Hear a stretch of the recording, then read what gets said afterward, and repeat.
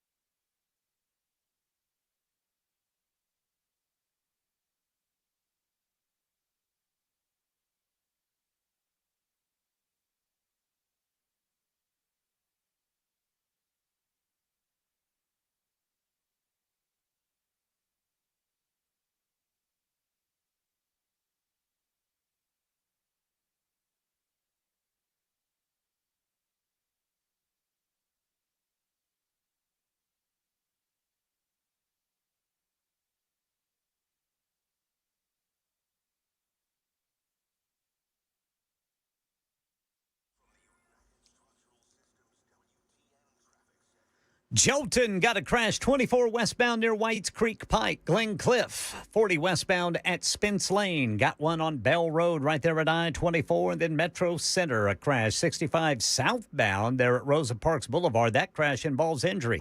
I'm Ken Weaver.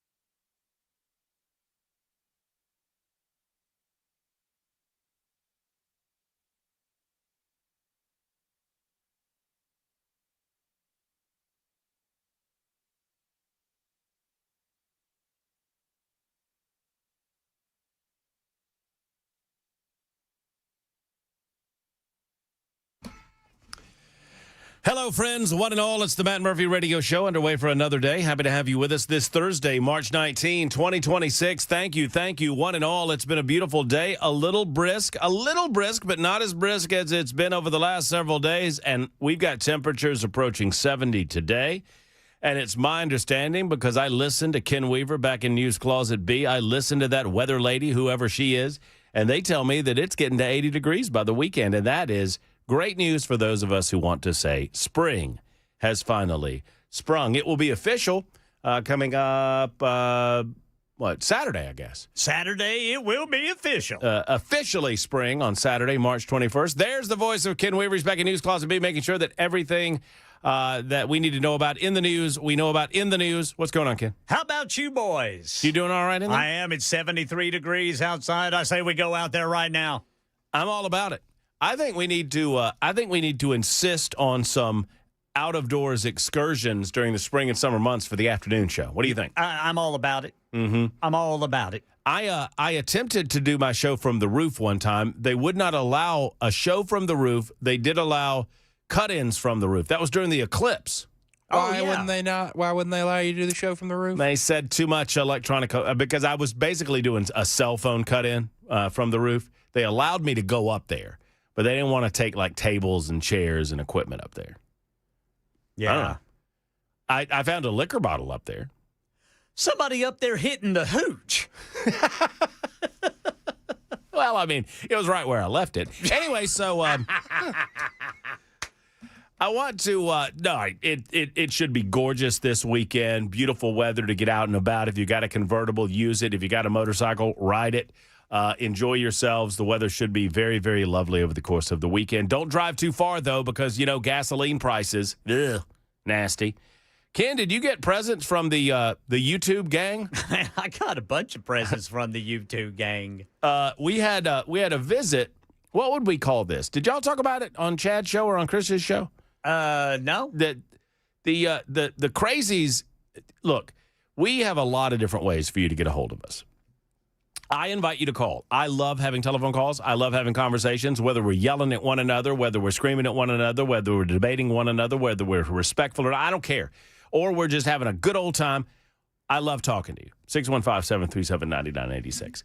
There's also the super text line, and the super text line gives you shy types the ability to communicate with the show directly in real time without having to wait on the phone or go on the air with us, because I know some people don't want to do it that way. I prefer the phone, but if you want to do the super text, you can do the super text. But then there are several other ways. I mean, obviously, you can do at Matt Murphy Show. I'm on the X machine. I'm on the Facebook, and I'm on the Instagram. I am on TikTok, but I'm never actually on TikTok. But if you really want to get a hold of me, Facebook and X machine, way to go. At Matt Murphy Show. So, and if you go over there, you'll see the beautiful caricature that they did of me yesterday for our 1,000th show, which is pretty cool. And you'll see the mariachi band that was here yesterday for the 1,000th show. I missed the mariachi band today. You did? Mm-hmm. Mm-hmm. I'm telling you, I used it yesterday. I'm going to repeat it again today. My best line of the day yesterday was when the new sales guy came out. Don't you think that was the best line of the day for me? It was funny. So, yeah. So the mariachi band's playing. There's a woman with palm fronds in the lobby. I feel like Ken missed all of this. I did. So there's a mariachi band. They're playing Rocky Top, Ken. Yeah, I remember. You guys, we talked about it. Mm-hmm, there's palm fronds going. There's a masseuse. There's a lady that's massaging Jackson on his shoulders. Yeah, Dr. Mitch showed me that. There's a cheese tray with grapes. A grape and cheese tray. I mean, there were donuts down there that we didn't know about at the time, but we found out about later. Anyway. There were donuts? Yeah, the crumble cookies. I mean, I'm sorry, not donuts, cookies, crumble cookies. My brother gave me the crumble cookies. Man, those were good. And all of that's going on, and there's a group of people, and the new sales guy walks through the door, and he's looking very confused. And I said, "Hey, Aaron." And he said, "Hey." And he's kind of looking around, and I said, "Oh, we do this every day at 2:30. I thought it was funny. Anyway, so it was a lot of fun. Yesterday, it was a tremendous amount of fun. And I just want to, I'm not going to belabor it. I'm not going to go, I mean, it's episode 1001 now, so, not a nice round number anymore. But I do want to thank all of you that reached out to Ken, to Jackson, to me. And I did not stress this enough yesterday. I was driving home, and I realized this was the case. None of this would be possible without you, but I want to stress that none of this would be possible without Jackson and Ken. And I pick on Jackson a lot. Everybody knows how much I love and adore Ken Weaver, and it's an absolute delight to work with Ken Weaver every day. And Ken is an unassuming guy, and I feel Ken squirming in News Closet B because I'm lauding him with praise right now, but he deserves every bit of it. Stop doing that. He's the best radio newsman I've ever had an opportunity to work with. And I thank him every day for putting up with our nonsense and shenanigans on the other side of the glass, So it would not be possible without those two guys. And Jackson, your addition to the show has been, let's just say, duly noted. Brother Jackson is a 5-star. Telling you right now. And, yeah, duly noted. You like that? See, I like to turn on you. I know. Jack, build it up, and we're about to crescendo into just effusive praise and love. And then I was like, Jackson, your contribution to the show. is duly noted. Moving on. Thanks for a job done. That was Jackson, the best line out of Seinfeld, Mr. Peterman. thanks for a job done. done. I had no idea that Kennedy had such a temper. I watched that one the other night. You remember with the Kennedy's golf clubs? And Kramer and Newman are trying to take those bottles to Michigan to trade them in for 10 cents a bottle. Yeah. And then the guy who stole the clubs is throwing them through the mail truck. Because Kramer decides to help Jerry instead of go to Michigan. Anyway, but we appreciate all of you. Thank you so much for being a part of the team and a part of the gang. We love you so much, and we appreciate you. But back to my original point, there's a lot of different ways to contact and communicate with the show, and one of them is on the television side of things. We've added, as I've been here for the 4 years, for the 1001 episodes. When I started, we didn't have Talk TV at all. We didn't have the Super Text line at all. Then we added the Super Text line and almost simultaneously Talk TV. You know, the sports guys had it, and I'm like, why don't we have it? And they're like, well, we're working on it. I'm like, well, I'll be your test kitchen. I'll be your guinea pig. Let's go. I was on noon to 3 then, and they launched it with me, and then they launched it with everyone else. And, you know, and here we are. And it was a little janky at first because, you know, those things are. But we try to improve it on a regular basis. We try to get it better on a regular basis, and we're doing better every day, and we thank you. So with that, you know, YouTube, Facebook, Twitter, Twitch, Rumble, you can watch on any of those platforms, but I would encourage you to watch on the YouTube because of the YouTube chat. So there has, over the years, there's developed a group of people that are there every day that have the ability to watch every day, and they have developed somewhat of a camaraderie. It's like a club. They're a great group of people. I wanted to go to lunch with them. It's like they're just a little. It's like they're like a kind of a cult. Yes, if you will. No, we love them. Yes. There's Cosmos or Cosmo. She's on there. All of I can't even name them all. None of them are probably on the YouTube chat right now because they're all at lunch. Lindsay's probably the. She's the leader. The brains behind the group. Brains behind the organization. But God bless y'all. Thank y'all for stopping by. So all Absolutely. of them so they all stopped by. I don't know if they were going to lunch or they had just had lunch, but they all stopped by. There's probably a group of 15 of them? Maybe not. Maybe 12. Something like that. There's about a dozen. Yeah. And you can be a part of the club. Just go on over to the YouTube chat and see what you think. They're unmonitored, they're unfiltered, and they're crazy over there. 3 things that you simply need to know. Unmonitored, unfiltered, and crazy. Okay? So, and I say that with the maximum amount of love that I can put in my heart and in my words and in my volume and in my, I mean it. They're good folk. So anyway, go over to the YouTube chat, YouTube, Facebook, Twitter, Twitch. And when you're over there, just give us the old like, subscribe, thumbs up. You know, because you know what that costs y'all? What's it cost y'all? Absolutely nothing, boys. Yeah. Cost you exactly as much as it does to listen to this radio show. Zero, nada, zilch, nothing. Now, today is going to be a little bit weird because Jackson is going to pay no attention to the radio show. Yeah, he won't be distracted today. No, you don't think so? Yeah, the Vols play tomorrow. Oh. Anybody know what time my Bulldogs play? Man, I might have to take the day off. I didn't even think about it. Are they in the big dance? We got in the day.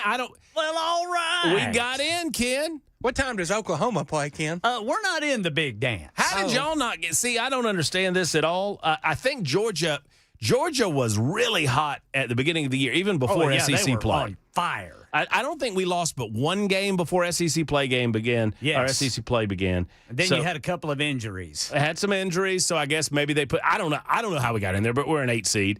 And it would be our honor to win one game and then lose to the number 1 seed. Although, I think, I haven't looked at the bracket. I think we would play Duke. Well, you wouldn't be playing Duke right now. But you know what I'm saying? This might get me really invested in this basketball game if I find out that we're in the same bracket as Duke. Well, it won't matter. You think because I think Duke, well, they're making a little comeback here, but they're struggling. That's what I'm saying, Ken, is that I'd kind of love it if Duke goes down to number 16 Siena. Yeah. and then the Bulldogs somehow managed to beat the number 9 seed, I think they played the winner of this Duke-Siena game, which would be nice. Here, let me look. I'll look during the break. Oh, Ross, man. Ross is not having fun right now, Brother Ross. He's a big Duke fan. So our brother station across the way, 104.5 The Zone, you guys know those guys. We love them. Ross is manning the board. They're broadcasting from Westwood 1, the tourney, on radio, for those who can't get to a television. And Ross is a huge Duke fan, and he's running the board right now. So he's like Jackson. We have soundproof doors and soundproof walls in this facility. If they lose, you will be able to hear probably the curse word that's coming out. Right. So if you hear any off mic cursing, I assure you that is not. It's not us. It's not Heidi Campbell coming to wish me a happy 1,001st episode for the show. That is somebody else. Is that the one who said you're a bad person? Yeah, she said that She said she wouldn't come back because I'm a bad person. You're a fuddy-duddy. I am. I'm a. UGA is tonight at 7:45 in the Central Standard Time. Thank you to Richard for alerting me of that. Yeah, you got to play St. Louis, dude. Well, then. St. Louis, they're 28-5, man. You know, when Georgia and St. Louis get together. Throw those record books out the window, Ken. Throw those record books out. The same thing with Duke and Siena, apparently. Anyway, it's, this is the season that I get interested in basketball because I fill out a bracket, could not give a rip about round ball. I've tried, y'all. I've tried. I'm on record as saying I don't understand why we don't give both teams 70 points and put 2 minutes on the clock. Well, it's about endurance. A war of attrition. It's about endurance and attrition. Yeah, I mean... who wants it? I mean, otherwise you wouldn't have to run bleachers and gassers and lift weights. And I don't know if basketball players lift weights, though. Also, why don't we give football teams 21 points apiece, give them 2 minutes, and see what happens? I would have taken that 2 years ago. Because, Jackson, sometimes there are blowouts. Sometimes there's blowouts in basketball. Well, I mean... Did you see Tennessee play Georgia this season? I did. What happened? No, I didn't. I didn't really. I think it would be... I don't remember either. I'm totally... I was hoping you would remember. I'm really... wait a minute. I called your bluff, then you called my bluff, then I called your bluff again. We're both bluffing. Yes. We're both. Did you see Tennessee and Georgia? I sure did. Well, then you know what happened. Yep, I sure do. Don't you? Yeah. We each got deuce 7, and we're going all in. It was rough. It was something. Let me tell you, the end of that game was final. There sure was a lot of shooting going on. That was some shooting, and then several of them went in. Some shooting and some rebounding. Now, y'all are cheating. I know that. A lot of squeaking of the shoes. I can't handle the squeak. I don't know. I have tried. I've tried to give it a go, and I can't give it a go. Now, hockey, as soon as I watched hockey in person, I loved hockey. I fell in love with it. Anyway, enough about sports on the News Talk station on Super Talk 99.7 WTN. Yes, it is episode 1001. We've got a couple of guests. Scott Cepiki will be here for a limited amount of time. Andy Ogles was originally going to be in studio with us. Representative Andy Ogles and his team indicated that they have a flight delay, and so they're going to be on the phone at 4:35. Obviously, we're going to ask Andy. We've not had an opportunity to speak with him. We'll ask him about some of his commentary on social media platforms, saying that Muslims have no part in American society. I happen to agree with some of his proposals regarding the limitation of immigration into the United States of America. That's for people who want to come here. And sadly, there have been many parts of the Muslim world that have demonstrated that they want no part of Western civilization, and they do not want to assimilate themselves into Western civilization. That's a problem. But that isn't all Muslims. And I don't get in the business of deciding who's good Muslims and bad Muslims. I don't need to. We base our society on action and on whether or not you are acting against the interest of another fellow citizen in the United States of America or someone who's supposed to be here. Obviously, there are more people than just citizens who are legally residing in the United States. So we're going to talk about it. We're going to, so we're going to agree on some things. We're probably going to disagree on other things. And we'll get some clarity from Congressman Andy Ogles at 4:35 this afternoon. We'd love to get your calls in, 615-737-9986. It is The Murphy Show, just getting underway, episode 1001 on Super Talk 99.7 WTN.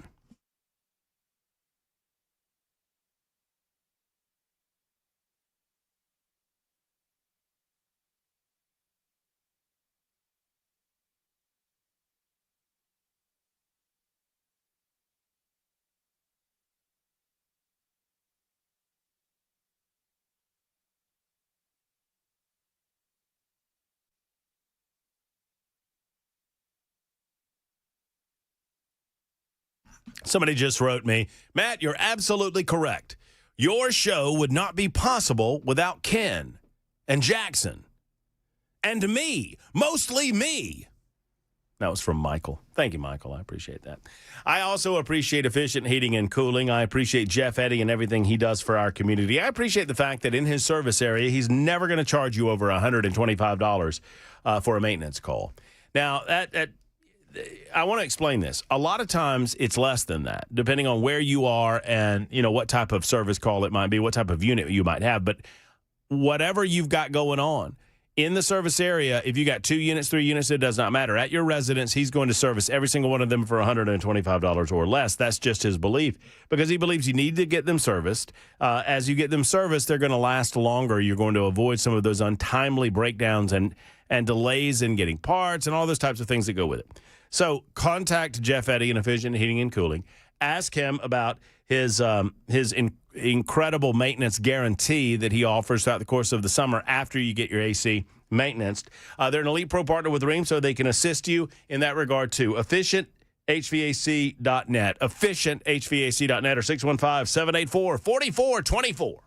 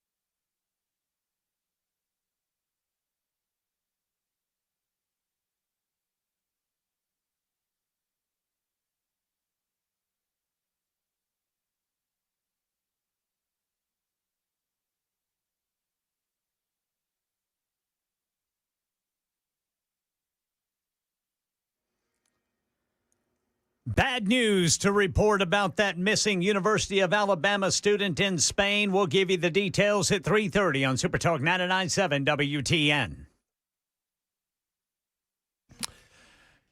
Michael is thanking me for reading his text on the air. Congratulations on the milestone. I look forward to many more great shows. Michael says, y'all might have missed it because I read it during the middle of a spot. Matt, you're absolutely correct. Your show would not be possible without Ken, Jackson, and me, mostly me. That's Michael writing. So Michael taking a little credit there. Good for you, Michael. I appreciate that. Robert says, spring has never been on March 21st. Come on, Matt, do your calculations, sir. What? The first full day of spring's March 21st, isn't it? The full day won't be until the 22nd. Really? Yeah, because usually it comes at a certain time. And now Robert says, Ken, and I don't know. I'm not taking sides. But Robert says, correction. Matt, spring is official tomorrow morning at 9:46 a.m. per Danielle Breezy at Channel 2. Ah, well, there you go. But Okay. see, that's not a full day. That's not a full day, Robert. First full day of spring would be on March 21st. That's the day after March 20th. I've done the math. So there. Oh, boy. Muhammad is on the line, and Muhammad says, I hate Muslims. Is that what Muhammad says? Goodness. Okay.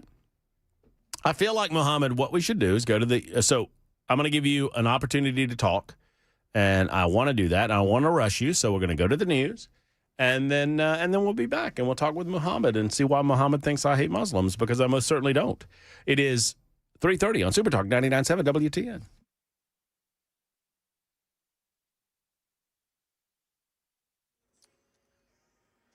.30 on the dot. I'm Ken Weaver with your top stories. Got the full forecast and traffic in 5 minutes. Spanish police confirming that the body found in Barcelona is that of missing University of Alabama student Jimmy Gracie. The 20-year-old disappeared early Tuesday after leaving a nightclub near the beach there. Authorities say initial findings suggest the case may have been an accident, though the investigation continues. Gracie's family has thanked the public for their support during the search. Operation Epic Fury, Prime Minister Benjamin Netanyahu in a news conference today echoing President Trump's sentiments, saying it was imperative for the U.S. and Israel to strike Iran when they did. Netanyahu also pushed back on reports that Israel pressured the U.S. to enter the war. America is not fighting for Israel. America is fighting with Israel for a common goal: to protect our future, to protect civilization against these barbarians. Meanwhile, the Pentagon says the U.S. is crippling Iran's military capabilities, but they keep hitting back. ABC News foreign correspondent Tom Sufi Burridge is in Jerusalem. Israeli media are showing images of the refinery up there with what appears to be a small fire or some kind of fire in the refinery. We know from a statement from emergency crews that they are on the scene up in that part of the country. We also know that there is another air raid alert up in Haifa right now, and it is in close proximity to the border with Lebanon and therefore well within range of Iran's proxy in Lebanon, Hezbollah. Right now in Middle Tennessee, hundreds of jobs are coming back to Spring Hill, a major turnaround for Ultium Cells as the company restarts production with a new focus. The plant will build lithium phosphate batteries designed for grid-scale energy storage and AI data centers. Ultium is spending $70 million to retool the facility and retrain the 700 workers who were temporarily laid off earlier this year. That's the latest news. Traffic and weather next. I'm Ken Weaver, WTN News.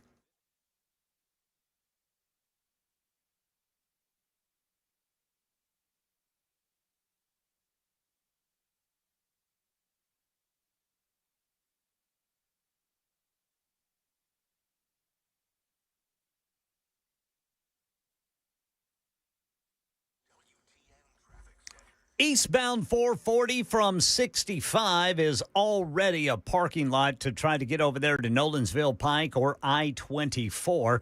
Northbound at North Loop, you got some brake tapping there up to the northern split. Same goes for both directions, the East Loop and the South Loop.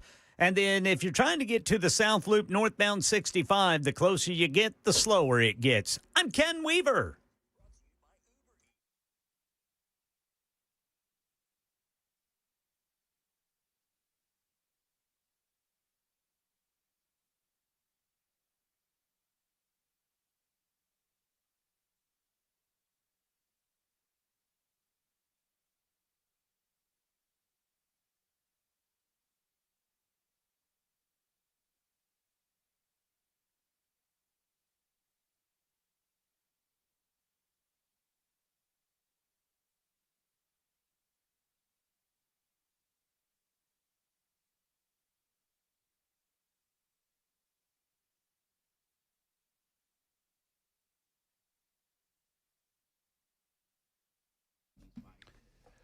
The uncontested leader when it comes to engagement rings and fine jewelry is, of course, Genesis Diamonds, the leader for over 20 years. Spring has sprung, or it will in the next couple of days. And with spring comes renewal and that sense of hope and a new beginning, if you will. If you're thinking about new beginnings with your loved ones, if you're thinking about popping the question, fellas, only one place to go, Genesis Diamonds. They're going to get you more bang for your buck.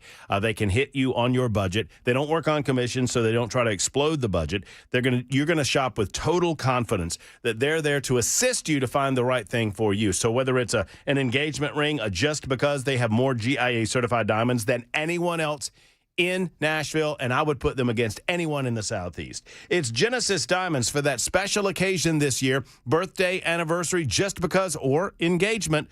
Let's go to Genesis, Green Hills and Cool Springs, online at genesisdiamonds.com, genesisdiamonds.com, an amazing store, incredible people, Genesis Diamonds.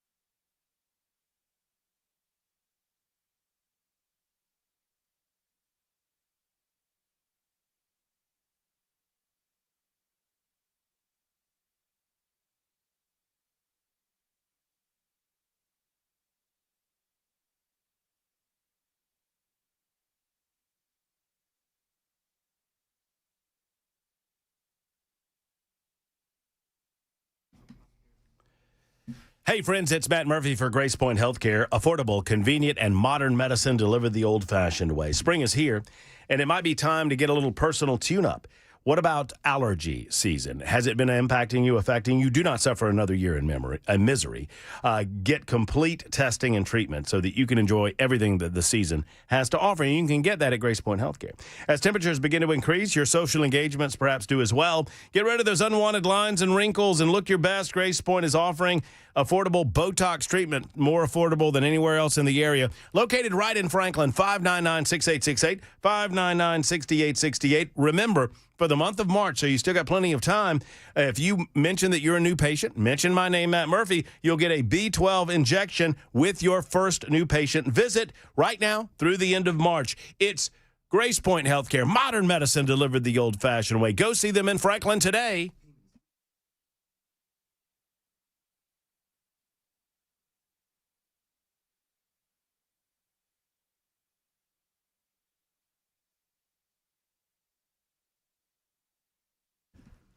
Keep draining those threes. You see that?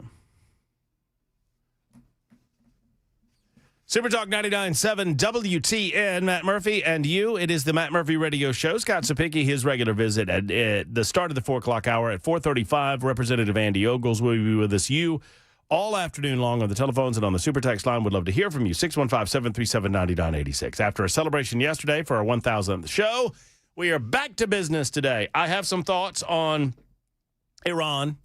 I have some concerns about Iran, and I hope that reasonable people, rational people like you and me can have a discussion about this in a nuanced fashion.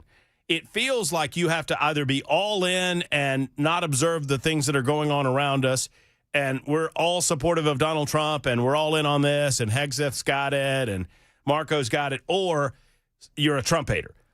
Conversely, you have to be all out, and you have to condemn the administration and all Trump lied and kids died and all that kind of thing. And I think the truth is somewhere in the middle, and I want to talk about that in a moment. But first, I want to talk to Muhammad, who says, I hate Muslims, which is kind of ridiculous. Hello, Muhammad. How are you? Yes, this one is for you, Matthew Murphy. You are an American swine. Oh. Yes. It just never, Muhammad, it never, I mean, I love it. I appreciate the effort. It just never works as a comedy bit when people try to do accents. It just never You're works. not funny. I know an accent. You're sick. You're a sick man. Okay. I want you to know. All right. I have very many vicissitudes in life. Although I have faced many things as a goat and a mother. I call you with dial phone. You know how hard it is to use dial phone when you have food for hands. I am like a bizarro Mr. Tumnus. But I call you Mr. Murphy because you're sick. You're sick. He said I was sick. I thought he said something. You could have stopped a lot of this, but you can't. You stupid Americans. Yeah, are you from Muhammad? Where are you from? I am from my mother. Where I are mean, just you from? just what? I'm from Thompson, Georgia. THOMSON, no P in Thompson. I don't know those words. Do you? I tell you, Matthew Murphy, you're a sick man. Do you use TP? I cannot, but my wife wipes for me, and I will get her to drive me up there. I shouldn't have asked. I shouldn't have done that. I shouldn't have done that. I shouldn't have asked that I question. can get her. Hey, she's of the age of 13. She's old enough to drive. Oh boy. Okay. Hey, you didn't like us so much, Mr. Matthew Murphy. All you had to do was do Operation Piggly Wiggly, but you refused because you're scared. Okay. Okay. My friends are in Norway. Okay, that was fun. They say no more pork in the freezer. Did he say Operation Piggly Wiggly? Oh, you tried to use something against us. You ever been to the Hoggly Woggly, Muhammad? I frequented it once or twice, yes. Well, they got good deals. You can't pass it up. I mean, they are American swine, but sometimes a bargain's a bargain, and they got the green stamps. As long as they don't touch it. That's true. Don't touch. Don't let it touch your lips. You cannot touch me. I am pure. I am the pure in the eyes of Muhammad. With my little goat hands, I can touch things. You cannot. You're American swine. Muhammad, do you name your goats? No. Little cavilling little kids, but their names are I am not allowed to change their names. This is Muhammad Jr. though is pretty brave. How many Muhammad Juniors are there? There are quite a few. All right, I'm going to leave that right there. That's where we're going to stop it. There are quite a few. That was actually funnier than I thought. He brought up Mr. Tumnus from Chronicles of Narnia. Did he really? Yes. I was so worried that he was going to curse in that awful accent that I was just really focused on listening for the curses, and I don't really think I was listening to what he was saying. Operation Piggly Wiggly is pretty funny. Now, I take it back. See, that's why I shouldn't judge so quickly. I typically, in my 26 years experience doing this, people that call up with that that bit, it doesn't work. But this one, That worked. it worked. I got to give him credit. I respect the bit. I respect it. That kind of worked. He almost laughed when I asked him if he named his goats. So I'm proud of that. 615-737-9986 is the telephone number. If anyone, Muhammad or otherwise, wants to call the show, you're welcome to do so. Yeah, Muhammad, thank you. You can call the show anytime, and we can talk to you about, life in Tennessee and going to the pig and what an infidel and a Muslim hater I am. We'll talk to Andy Ogles in about an hour from now about that subject as well, as Andy has made his feelings known quite clearly about how he thinks Muslims are or are not assimilating into American society. And I do believe that Ogles has, in a roundabout way, brought up some good points, but I think saying things like Muslims don't belong in American society is absurd because there are so many Muslim citizens. And now he's kind of backing off that a little bit, but we'll talk to him about it in an hour or so. 5416, was that call for real? Well, it was a real telephone call.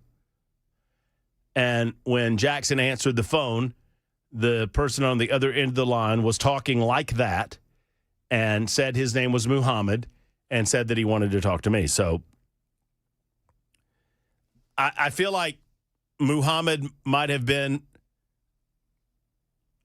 I don't know what Muslim country he's from, but I feel like he was on the border of Russia from time to time. It kind of slipped over into moose and squirrel. But, 0338 says, that's the best phone call you've ever had. Maybe. What about Operation Winn-Dixie? That's a different operation altogether. Mayor Freddie O'Connell does not understand that property value is not a direct relationship to revenue generated by a business. Tourist loyalty only goes so far regarding price point. I agree wholeheartedly, and I do not believe that it is an appropriate answer. The last time that we had Freddie on the show, he is now indicating, we can create a historic district in downtown Nashville, and some of these businesses in this historic district can apply for some sort of tax abatement, property tax abatement and otherwise. So now we're picking winners and losers. How about we just pick all winners and reduce the property tax rate countywide? How about admit that you went too far in your rate increase? And stop with this, we didn't increase the rate, Matt. The value of the hat, we decreased the rate. You knew exactly what you were doing. State law does not permit you to allow property assessments to increase the amount of money that individuals pay on their property taxes. So you reset the rate after the assessment, and you knew that the overall price tag would go up for businesses and residences alike. So thank you, 0857, for reminding us of that, and you're 100% correct. In the meantime, now 5616, you've got to be kidding. 5616 now says, or 5416 says, wow, I thought that was a skit or something. Well, it was not a skit in as much as we don't know who that was. We did not set that up. I've never talked to that person, to my knowledge, in my life, and they said their name was Muhammad. You can decide for yourself whether you think that person was putting on or not. I know I have my opinion on it, and for my part, I think it was 100% real. Jackson? You going real? No, he's doing a bet. Well, apparently you're not, because I was hoping you'd come along with me. You know what I'm saying? Let's start over. Jackson, you think it was real? Yes, 100% real. 100% real. Jackson and I agree. That's two. I bet Ken Weaver would agree with us, so there. We all think it was real. 615-737-9986. So I don't get into party politics very often because I'm not a Republican. I don't belong to your club. I don't want to belong to your club. That's fine. I don't pretend to be a Republican. I don't pretend to be a Democrat. I don't pretend to be in anything. I call myself a libertarian with a small L to give you a basic philosophical, to give you the basic concept of my political ideology. I believe that government serves best when only necessary and least, right? Government should touch our lives only when absolutely necessary. We empower government to touch our lives in ways that keep us safe, that give us structure in our society and in our culture for our roads and whatnot, for the basic structuring of society. And outside of that, I believe that I should be left to my own responsibilities and to my own liberties and freedoms. So I don't get into party politics that much. I agree with Republicans. I never agree with Democrats, hardly ever nowadays. Used to be maybe once or twice every once in a while. I mean, I used to agree with Democrats a little more on social issues, like, marijuana. I didn't care about gay marriage, never gave a rip about gay marriage, because I don't look to the government to certify anything that has to do with my spirituality or my religious faith. So why would I do that for marriage? I have to get a license because they make me. But otherwise, I wouldn't get a license. I don't look to the government to sanctify my marriage. I look to God to sanctify my marriage. But be that as it may, I used to agree with liberals or Democrats, 20 years ago or so, every once in a while. Now it's almost never, because they've gone off the reservation. And Republicans have kind of taken up a lot of the libertarian philosophy of governance, at least in some way. But they're big government in other ways too. So all of that to say, I rarely get into partisan politics, but let me tell you, have y'all seen this GOP chair, Scott Golden, who we've had our words with Scott Golden. A couple of years ago, they kicked Robbie Starbuck off the ballot because they weren't bona fide. And it seemed a little short-sighted to me then. It seems short-sighted to me now. And now he's kicked they've booted 40 people off the ballot. Here's the amazing thing. Republicans, you want Republicans to be kind of a welcoming environment. If you believe in our ideology, if you believe in our philosophy of governance, then you are welcome here. You have to demonstrate that, you want to be a part of the party before we're going to let you, run for office or whatever. I get all of that. They booted 40 people off the primary ballot, and some of them, have y'all seen that they booted Stuart Parks off the ballot? Stuart Park. Wait, does he have an S on his last name? I don't want to get this wrong. It's going to bother me if I get it wrong, friends. Stand by. Oh, here he is.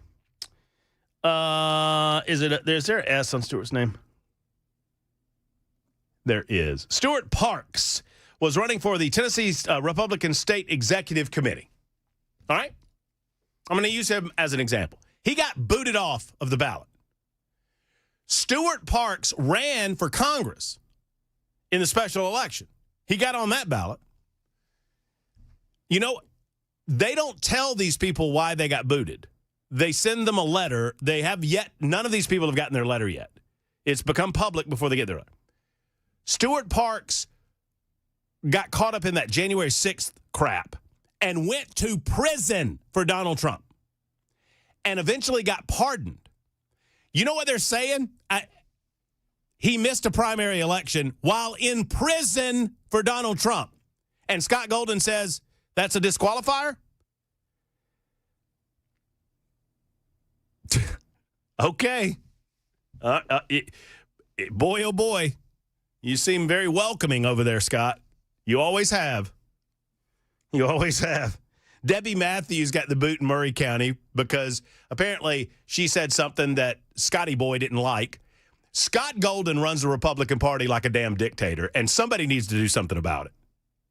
And if you don't kneel before Scott Golden and you're a Republican, he's going to figure out a way to piss you off. And I don't even know why I'm the one that comes up to challenge this, because I have nothing to do with it. Nothing to do with it. If y'all, I'm on record as saying, y'all close the primaries. I'm fine with that. Because there's a question. We have open primaries now, and all you have to do is declare what primary you want to vote in. You can vote in that primary. And there's a suggestion that Democrats swing over and vote in the Republican primaries because they know they're going to lose in the general election anyway. And they try to do that to get the squishiest Republicans to win the primaries. And so there's a movement to close the primaries. And I've said, close it. It's not my club.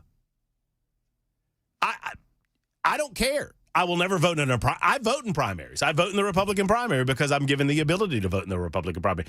But I'm not declaring myself a Republican in order to do that. I'm just not. I mean, that's just me. But, I'm certain that there are plenty of arguments toward closing the primaries. But if that's what you want to do, do it. What I don't understand, there's a woman up in Sumner County that was oh, by the way, I forgot to tell you. Stuart Parks, they booted him off the ballot. So they say he's ineligible because he was sitting in prison, a political prisoner for Donald Trump. He was running unopposed. There's nobody else on that ballot, and they booted him off the ballot. Guess who gets to pick who gets that executive committee post? Oh, Scott Golden. Imagine that. We have invited Scott on the show and have yet to hear back from him. 53 after the hour on Super Talk.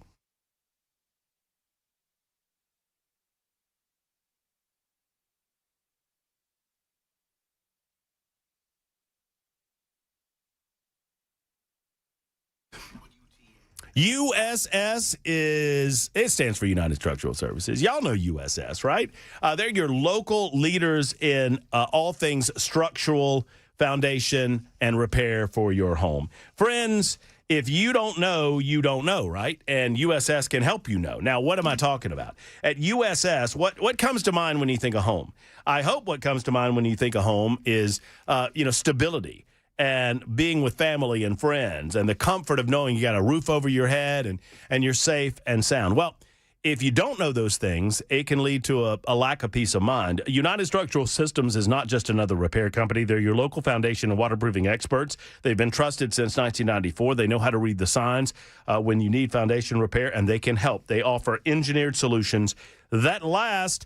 I want you to call them. I want you to get online and check them out. Go to USSTN.com. That's the easiest way to do it.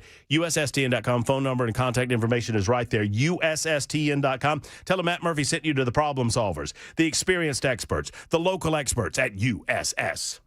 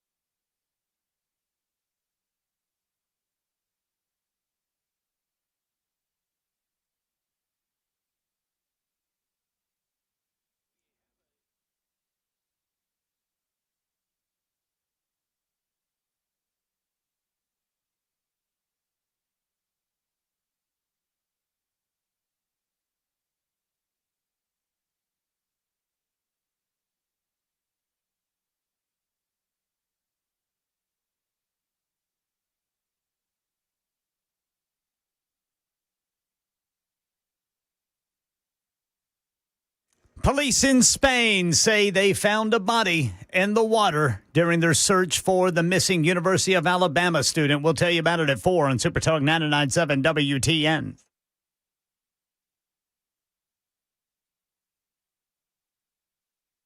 All right, Super Talk 99.7 WTN. Matt Murphy and the Matt Murphy Radio Show. We continue. We love having you with us. Anytime you're able, give us a call. Give us a shout on the Super Text line, 615-737-9986.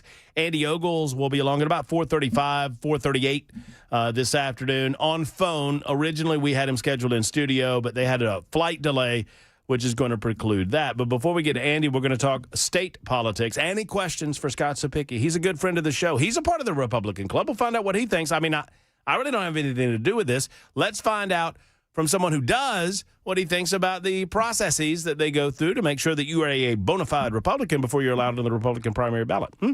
Scott Cepiki will do that and more coming up in a moment. It's 4 o'clock on Super Talk.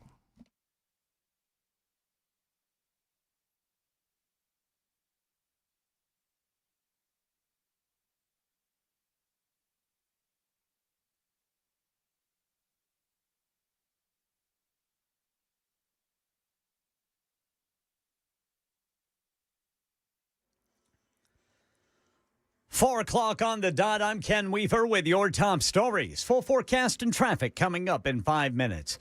Police in Spain say they found a body in the water during their search for James Gracie, the University of Alabama college student who disappeared while on spring break. ABC's Maggie Rulli is in Barcelona. They have not identified it yet, but they did find it in the area where they had been searching, either for Jimmy or for some of Jimmy's belongings. We did also hear from a statement from the family not too long ago.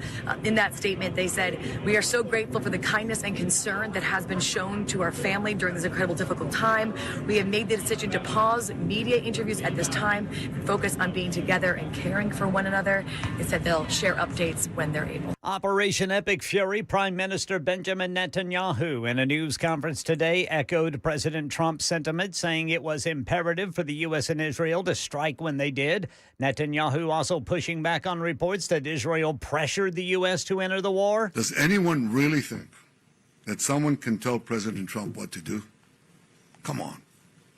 President Trump always makes his decisions on what he thinks is good for America, and may I add, I think what is also good for future generations. An F-35 aircraft had to make an emergency landing at a regional U.S. air base while flying a combat mission over Iran. The aircraft landed safely. The pilot's in stable condition. This would mark the first time that any U.S. aircraft has been struck by Iranian fire. And as we've been hearing now for the last 3 weeks, the United States and Israel have been destroying all of Iran's anti-aircraft capability. That is Pentagon reporter Luis Martinez. And a senior administration official confirms the Pentagon is now seeking $200 billion to pay for the war. Well, here in Middle Tennessee, a big shift at a battery plant, and it's all because of AI. Ultium Cells is reopening its Spring Hill facility to produce new lithium phosphate batteries. The company's investing $70 million to shift production toward batteries that power AI data centers and large energy storage systems. The move comes months after more than 700 workers were laid off, but those employees are now being retrained for the new product line. And then there is the TSA with the partial government shutdown dragging on. Airport security officers looking at another week without a paycheck. ABC's Jim Ryan says a rising number are calling out sick. As many as 1 in 10 Transportation Security Administration agents nationwide is calling in sick. But Oakland Airport TSA officer Joseph Serletti says it's not because they don't want to work. We're talking about parents who cannot afford childcare, officers who cannot put gas in their cars to make it to work. Atlanta and New Orleans had the highest sick-out rate at about 40%. That's the latest news. Traffic and weather next. I'm Ken Weaver, WTN News.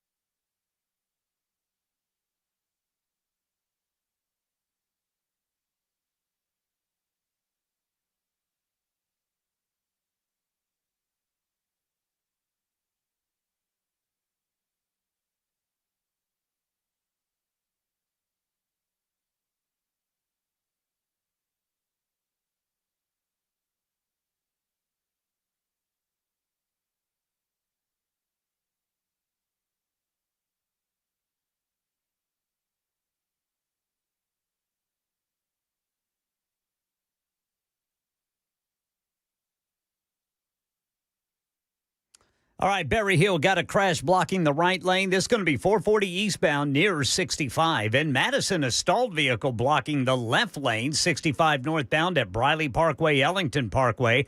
And in Woodbine, a stalled vehicle off-ramp partially blocked, 24 eastbound off-ramp to I-440. Belmont area, a crash, 440 eastbound at Hillsborough Pike.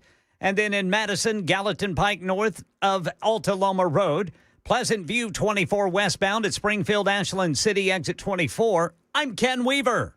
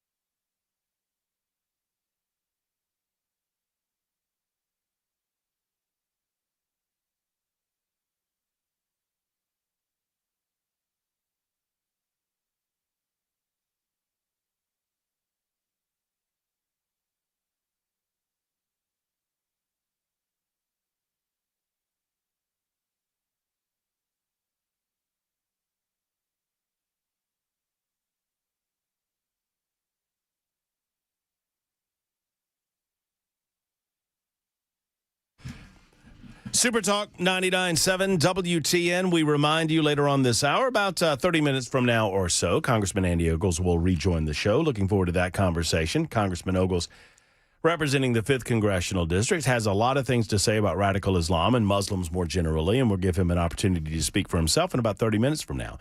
As usual, we have our great guest. He gives us the legislative roundup weekly from the General Assembly up on the Hill. He is Scott Cepiki, and he joins us in studio to talk about what's going on. I understand, Scott, that it's been a busy week. Oh, yes. Yeah? We are earning our pay this week. We have roughly an education committee. We have, I think, 71 bills that we have to get through next week. Criminal justice is pushing over 100. State and locals pushing over 100 bills. Remember, we had that condensed because we lost a snow week and then we took the week off. And the Senate closed most of their committees this week. So it is fast and furious right now. You know, I asked somebody, I forget who I was talking to. I don't know if it was Speaker Sexton or not. I'm like, hey, is the Senate getting? And they're like, no, the Senate, they're slow and steady. They'll be over there. Yeah, well, they're just a slower pace over there. They're not going anywhere until we're going somewhere. Yeah, that's fair. Tell me, so we've been talking a good bit about the Education Scholarship Fund. Obviously, you were a supporter of it. I was a supporter of it last year. My basic premise in supporting it was that I wanted kids and parents that were in a situation that did not work for them, that to have the ability to have maximum choice to get the best educational opportunity for those kids. Right. And as a residual, kind of a secondary bonus, the idea is that should stimulate the public education system, ease some of the class burden, ease some of those other impediments, and give them a better opportunity to do better within the public school system. And so I was a supporter of it. Now we've got a bill that would, so explain, there's a natural expansion, right? The 5,000. Yes. Explain that to everybody. So we had a trigger that if we had a certain number of the scholarships, I think it was 90%, if we hit 90% saturation, then we would automatically trigger an increase of 5,000 scholarships capacity-wise the following year, subject to approval of the General Assembly for financing. That obviously that trigger hit because we had all 20,000 taken. And so we came back this year knowing that the trigger would be in place to increase it by 5,000, knowing that all of the prerequisites that would be in place going forward of the 100% of poverty to 300% of poverty, those kids that were in public school first, and then whatever's left over went to everybody else. So that was there. The governor came in his State of the Union, and he said since we've had over 56,000 applications, that he wanted to expand it an additional 15,000 seats with all those parameters in place, that then therefore it would increase from 20 to 40,000 scholarships. You know, of all of the people on the Hill, you and I talk more than anybody about education. I mean, one, we talk once a week. That's my passion, though. But yeah, I was about to say, one, we talk weekly, but at the same time, it is your focus, your passion. Everything else is important, but this is your area of expertise up there. Do you want to see? I mean, where are you on this right now? The expansion piece. I get the 5,000, and I don't have a problem with that. I mean, that's a natural expansion. That's giving it the ability to breathe based on the desire that parents have in the state of Tennessee. For me, I'm just wondering what the rush is. This is something that didn't exist 2 years ago. Correct. And now some supporters of getting this through this year, they seem to suggest that, boy, we've got to do this, and if we don't, we fail the kids. I just kind of want to see the rest of the data, and I'm curious where you are on. Yeah. So one of the things I am anxiously waiting for May to come, because that's when our kids will take all of their testing in school, and then probably by June I'll probably be able to come on here and say, hey, here's what the data looks like from the kids who participate in the Education Freedom Scholarship, the vouchers. Remember, there's voucher at ESA that is in Chattanooga, Memphis, and Nashville. There's a voucher program there, and then there's the scholarship program that is statewide. Right.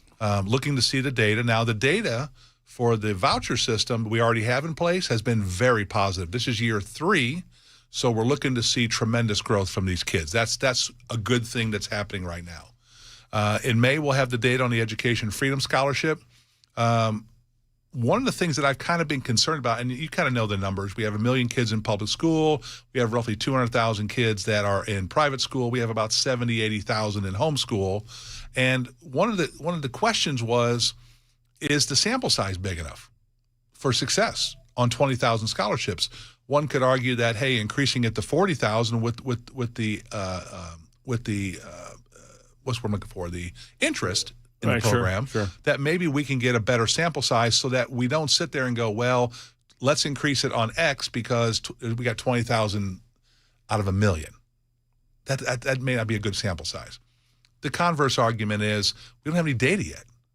So why are we increasing it to 15,000? So that's the rub that we're trying to work through, that I'm trying to work through in the General Assembly of how do we get a good enough sample size to say this has been successful without putting ourselves the cart in front of the horse. I mean, there are a lot of voices advocating for a variety of interests.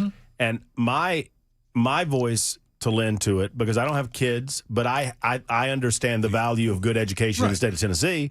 I understand that the young people that get educated today are our workforce tomorrow, our leaders tomorrow, and that means a good and bright future. But also, I want to advocate for the taxpayer. I want to make sure that we're getting a good ROI on an investment that, if this plan goes into place, is over $300 million. Yes. And I just don't understand the rush, and it can be explained to me. And I told Majority Leader Lamberth, I've told Speaker Sexton, I tell you, I'm not against anybody here. I'm not arguing with anybody here. I just want more information so that we can get the people maximum information so they can make a determination as to whether or not this is a good expenditure of their tax dollars too. So the thing that I do that you rely upon me for is to make good decisions, especially in education, right? I've studied this all over the country. I look at it in depth of do you see initial good results the first year? Does it take 2 years? Does it take 3 years? Normally, you see a increase in academic scores the first year. Second year, you see a little bit more. But the third year, Matt, is when you see the tremendous gains of these kids that came from failing situations and put them in a better situation. Across the board, if you look at the data, our private schools perform at a very high level in the state of Tennessee. Nobody's going to argue that with you. It is just a fact. Homeschoolers normally perform at a very high level, too. Nobody's going to argue that. It's a fact. There are systems in the state of Tennessee, public-wise, that do pretty well. The Rutherfords, the Williamsons, the Colliervilles, the Oak Ridges, different kind of atmosphere there, right? I look at, okay, who's struggling and why? And normally those who are struggling, it's not a funding issue. It's not a funding issue, because if it was funding, then Washington and Chicago would have the best educational systems in the country. Metro Nashville. It's not. It's a lot of money in that system. It's about dedication towards being the best. School choice is here in Tennessee. What you're going to start to hear me say is quality. I just don't want school choice. I want a quality option for these kids, be it homeschool, be it private, be it public. I don't care, but we're going to be the best. And I think what we're doing right now, Matt, it's a long answer to a short question, is I want to see the data in May. I understand the reason for expansion to get a bigger sample size so that we don't make a further decision on expansion based off of a small sample size that's driving it there. I think if we get the 40,000 scholarships, that's going to give us a very good sample size to see where we are.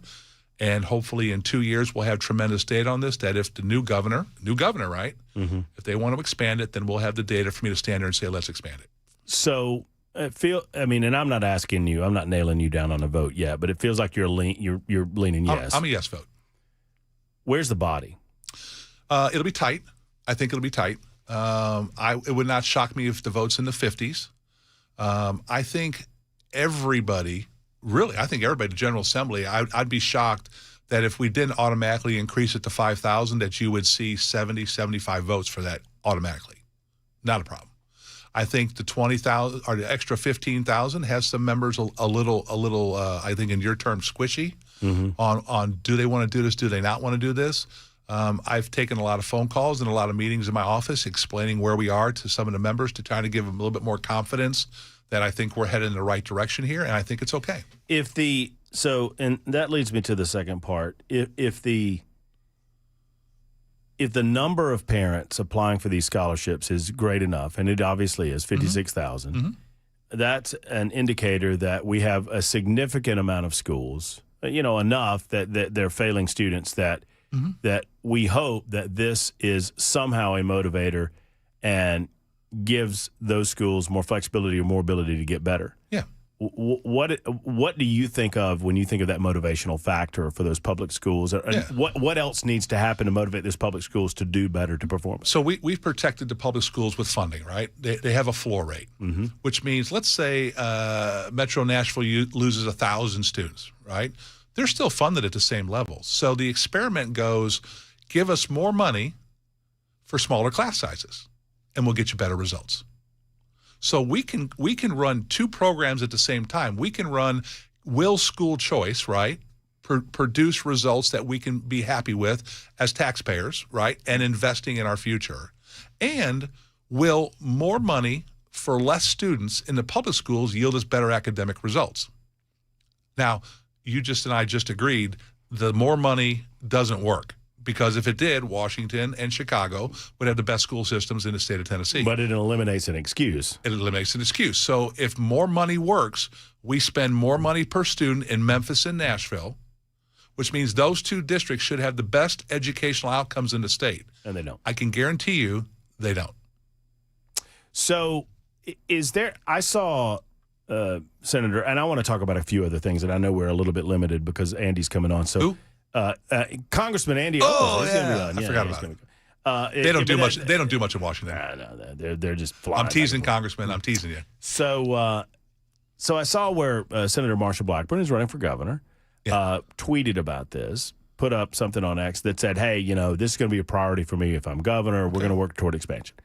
Is there not a natural cap here? Is there not I feel like if we get to the point where 10 or 12 or 15% of students are trying to take advantage of the scholarship fund, then we've got a large public education issue that needs to be solved rather than investing money to shift kids over into private schools. So one of the things we're looking at, there's a couple things going on right now. Remember I said the word quality, right? It applies to all parts of education. We have right now a bill in the General Assembly looking at our virtual schools that are grossly underperforming, about shutting them off and saying, nope, you can't, we're going to close you. You're not doing business virtually in the state of Tennessee. The State Board of Education next month is having the accountability hearings on districts that have failing schools. And the recommendation is, hey, how are you going to reconstitute this school to get it better performing? Or the State Board of Education can make a recommendation of closure. Hey, if this school's been failing for a decade and you haven't done anything to fix it, we have an obligation to those students, and maybe we need to close that school. Well, but we focus on the system. We focus on the teachers. But, I think some focus needs to be on the students themselves and on the parents. And accountability. that you have to prepare your student when they come to class that they're ready to learn, that you've given them breakfast in the morning, that you've explained to them that you will have respect for your teachers. One of the things we're looking about is possibly a dress code for our teachers. For the teachers? For the teachers, to be professional. My goodness. Right? Where are we, Scott? Well, you know what? Think back to when you went to school, right? Yeah. There was a clear separation between the teacher and the student. Right. And there was a respect line. Yeah. We need to bring that respect line back, that I see Mr. and Mrs. Jones. I understand that they're not my peer. They're my teacher. I hear what you're saying. What I want to do is I want to take a short time out, and we'll come back. And I'll ask you briefly now before we go to break. Any thought? So 40 individual names off the ballots. You're a Republican. I'm not. But it is. It is a team sport. It's a party. It's a political party. I recognize that. Right.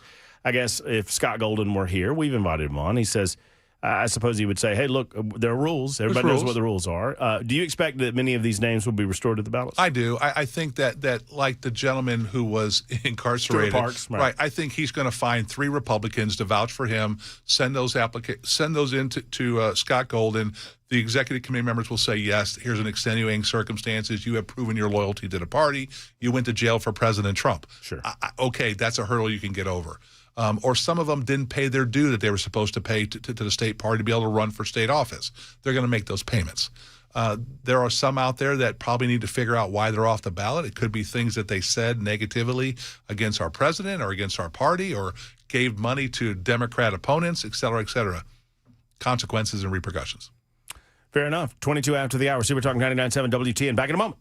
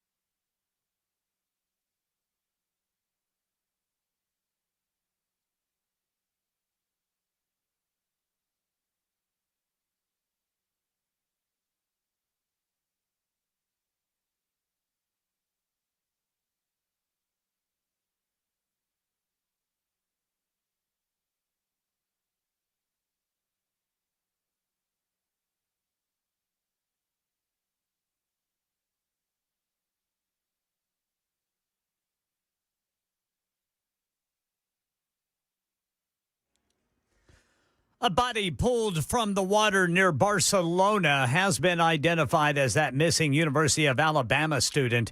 And the war on Iran, we got an update. Apparently, an F-35 aircraft had to make an emergency landing while flying a combat mission over Iran. These stories and more, 4:30 on Super Talk 99.7 WTN.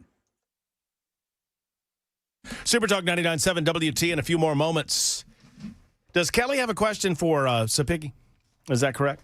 All right, Scott, you do not. I think you'll be able to hear in our studio monitor, and because I would be loath to ask you to put headphones on and mess up that incredibly coiffed head of hair you have. So I think you'll be able to hear Kelly. Kelly, you are on with Scott Cepiki and Matt Murphy. What's your question?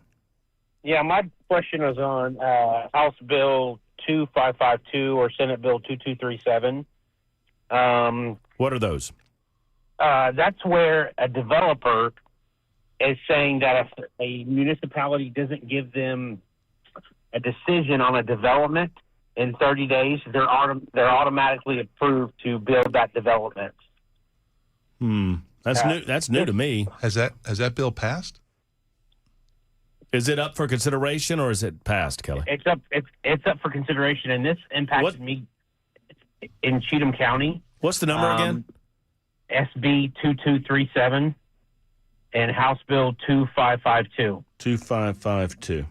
All right, Kelly, here's what I'm going to do because I'm not familiar. Scott's looking it up. Keep listening, and we might be able to get you an answer as to the status of the bill. So it would automatically – so if a developer, applies to a local municipality for permission to develop property – if they don't get an answer within 30 days, that is an automatic approval according to this bill? I know what this is. Right.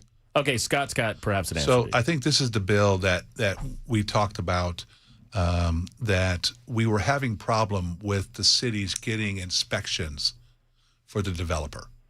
Mm-hmm. And in the bill, I'm scanning it real quick. What it did was it said if after 30 days that you don't have an inspection done on a development by the city, they can go get an outside inspection, and it will count like the city doing it.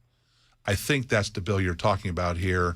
This is being carried by Leader Lamberth and Johnson. Does that sound right, Kelly?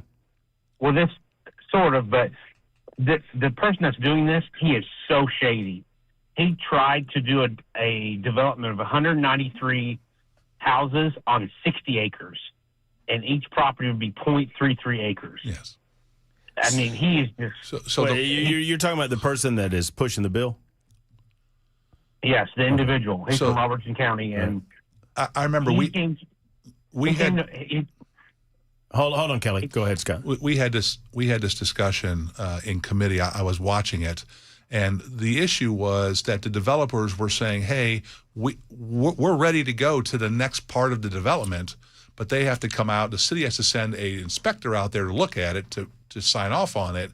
And it was taking a while to do it, which was slowing up the development, which was driving up their costs. So the bill basically says that when they notify the city that, hey, I'm ready for my inspection, they get 30 days to get out there to do the inspection. And if after 30 days that they don't do the inspection, I believe the developer can go get an independent inspector that still has to adhere to the city guidelines, but they can sign off on it. Yeah, well, I read that if it's after 30 days, if the city doesn't make a determination, it's automatically no matter what the city wants to do. And they're going to build up property. And a lot of cities have planning meetings, zoning meetings that only occur once a month. And then after that, it has to go to a final commission. Well, that's true, but the inspectors aren't the ones that are issuing those type of approvals. They already have been approved by the city to say, hey, they're going to build X, they're going to build a house. And there's certain benchmarks that the developer has to hit. And when they hit a benchmark, they have the inspector come out.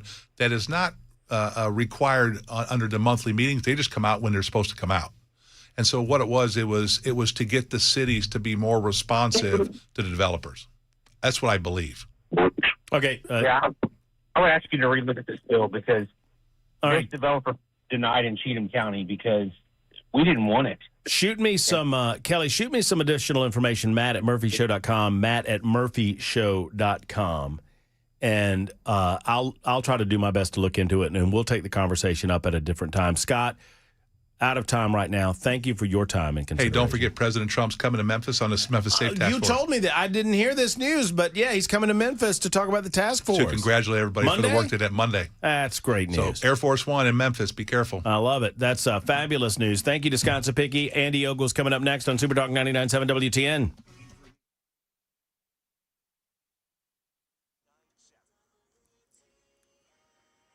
I'm Ken Weaver with your top stories. Got the full forecast coming up in 5 minutes. A body pulled from the water near Barcelona has been identified as missing University of Alabama student Jimmy Gracie. Last seen around 3 o'clock Tuesday morning after becoming separated from friends at a beachfront nightclub. Police say a witness reported seeing him walk toward the water. Foul play is not suspected. University officials say they're supporting the family and keeping them in their thoughts. Operation Epic Fury, an F-35 aircraft had to make an emergency landing at a regional U.S. air base while flying a combat mission over Iran. ABC News senior Pentagon reporter Luis Martinez has more. It's unclear exactly what happened to bring about this circumstance, since stealth fighters are supposed to be invisible to radar.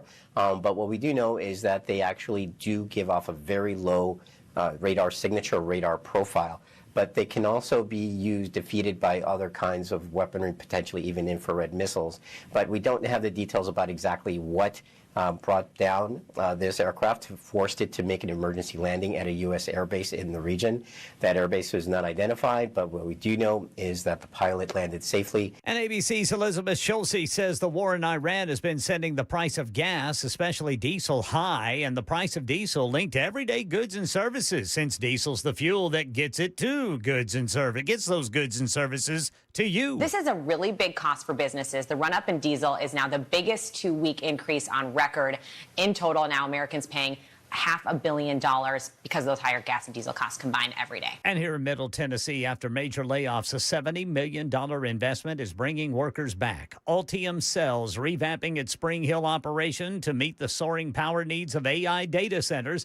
The facility will begin producing lithium phosphate batteries after a $70 million investment in new equipment, and they bring back and retrain 700 displaced workers as part of the transition. That's the latest news. Weather's next. And so is traffic. I'm Ken Weaver, WTN News.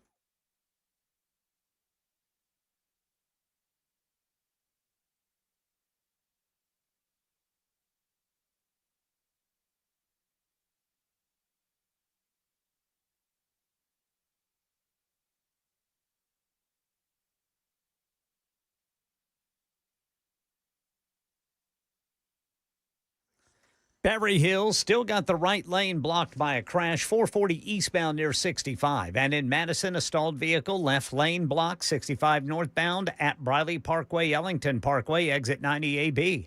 In Antioch, a crash, 24 eastbound at Harding Place. Pleasant View, 24 westbound at Springfield, Ashland City, TN 49, exit 24. I'm Ken Weaver.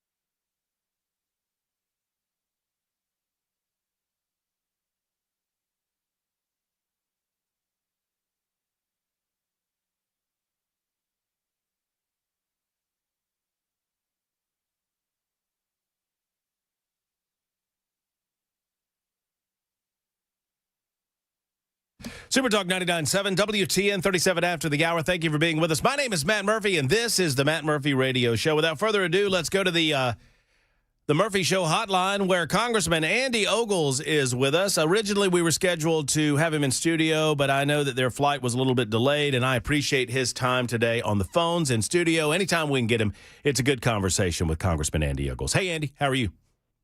Hey, how are you? And I understand that you have an anniversary. What, We did. 1,000 shows? Yeah, believe it or not, they haven't booted us out of Tennessee yet. 1,000 shows yesterday. That was pretty cool, huh?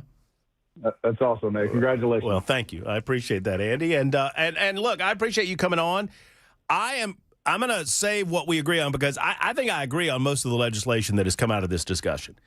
And I'm on record as saying that we need to severely curtail, if not eliminate temporarily, all immigration into this country until we can figure out who the heck's here and whether or not they believe in our way of life, in Western civilization. So we're going to agree on that. Do you have any regrets or do you have any amendments to the post that caused all this controversy? The post was, Muslims don't belong in American society. Pluralism is a lie.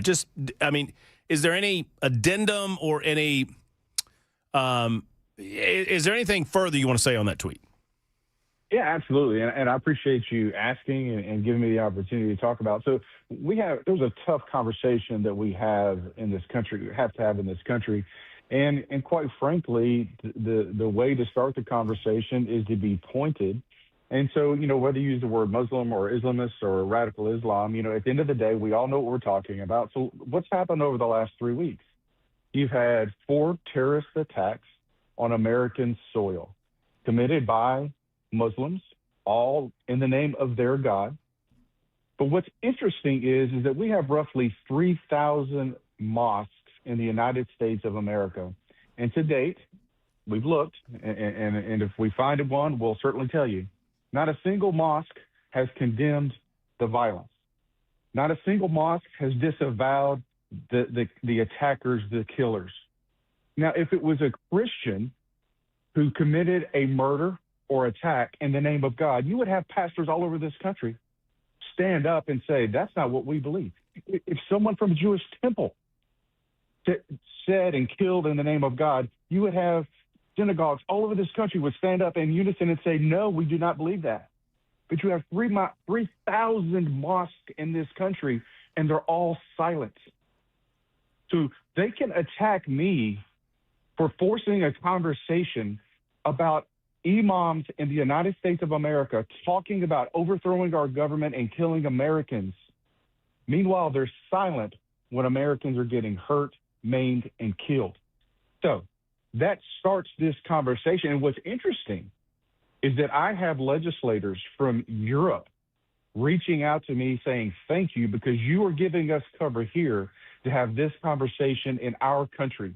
Where in London, the rapes and the murders are off the charts. Why? Because of unfortunately, the Muslim migrants are disproportionately committing crime relative to their percentage of the population.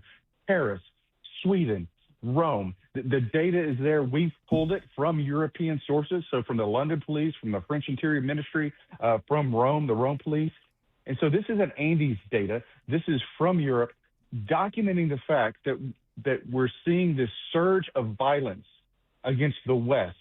And so let's talk about the Assimilation Act. What this does, it puts an end to this wave, this tidal wave, this chain migration. It ends the H-1B visa scam. No more of this lottery nonsense. If you want to come here, you have to prove that you belong here and that you add value to our society. And so I understand that my comments were pointed, they were on the nose, but if I had just said radical Islam, a couple of libtards would have complained and everybody else would have yawned. But this forced a conversation that is now taking place globally because I had the courage and a handful of other members of Congress have said, we've got to do something. We have to fix this. Well, but your words carry weight. There's no question about that. When you say Muslims don't belong in American society, if you had the power, would you have all Muslims removed from American society? That's not a practical objective or desire. What we can do is fix the problem that we have, which is our immigration system. What we can do is have a conversation with the leaders of that faith in this country and have a conversation. I literally have in my hand a flyer that they hand out in mosques across the United States, and it explains when violence locally is justified. Find a church that's passing out flyers condoning violence. Show me a synagogue. Now, you may have a Krav Maga flyer, or you may have a ladies' self-defense class, but that's not what this is talking about. These are mosques in Nashville. These are mosques in Dallas that are condoning and telling people when they should be committing violence in local communities. I'm not going to stand for that. I'm just not. And I'm not going to be silent either. We've had 4 terrorist attacks in 3 weeks, and every single mosque is cowardly quiet on the subject. And I've got a letter which I'm releasing tomorrow where it's an open invitation to every imam and to every mosque in this country to stand with me and condemn the violence and disavow the attackers and commit to peace in this country. And when they do that, then we can have a productive conversation going forward. But until they do, I've got a problem with it. Well, and quite frankly, every American should too. Well, but I would think you believe in a free and open society to the point that people are free to believe as they choose, to worship as they choose, and that we judge individuals based on their actions, positive or negative, toward other people versus their thoughts or their beliefs. I don't believe in a government big enough that's going to be punitive towards someone based on how they think about things. And I totally get what you're saying. But we also can't allow people to come into this country and preaching killing Americans. No, that's different. That's that is violent speech So where that is incites the individual. Muslim community? The Muslim community needs to stand up. Well, I don't believe in. Well, Andy, I don't believe in a government that is strong enough or big enough to force people to speak out that don't want to speak. If they don't want to speak out, that's on them. I'm not saying the government should make them. I'm saying that they should know naturally to speak out. You would have Christians all over the country. You would have Jews, Hindus, and Buddhists all over the country condemning this violence, disavowing these attackers, saying we're not going to allow this to be taught in our churches, our temples, and our synagogues. But they don't. And I'm inviting them to change. I'm inviting them to join the conversation and to let's talk about peace. Let's talk about this idea of coexist. Let's have that conversation.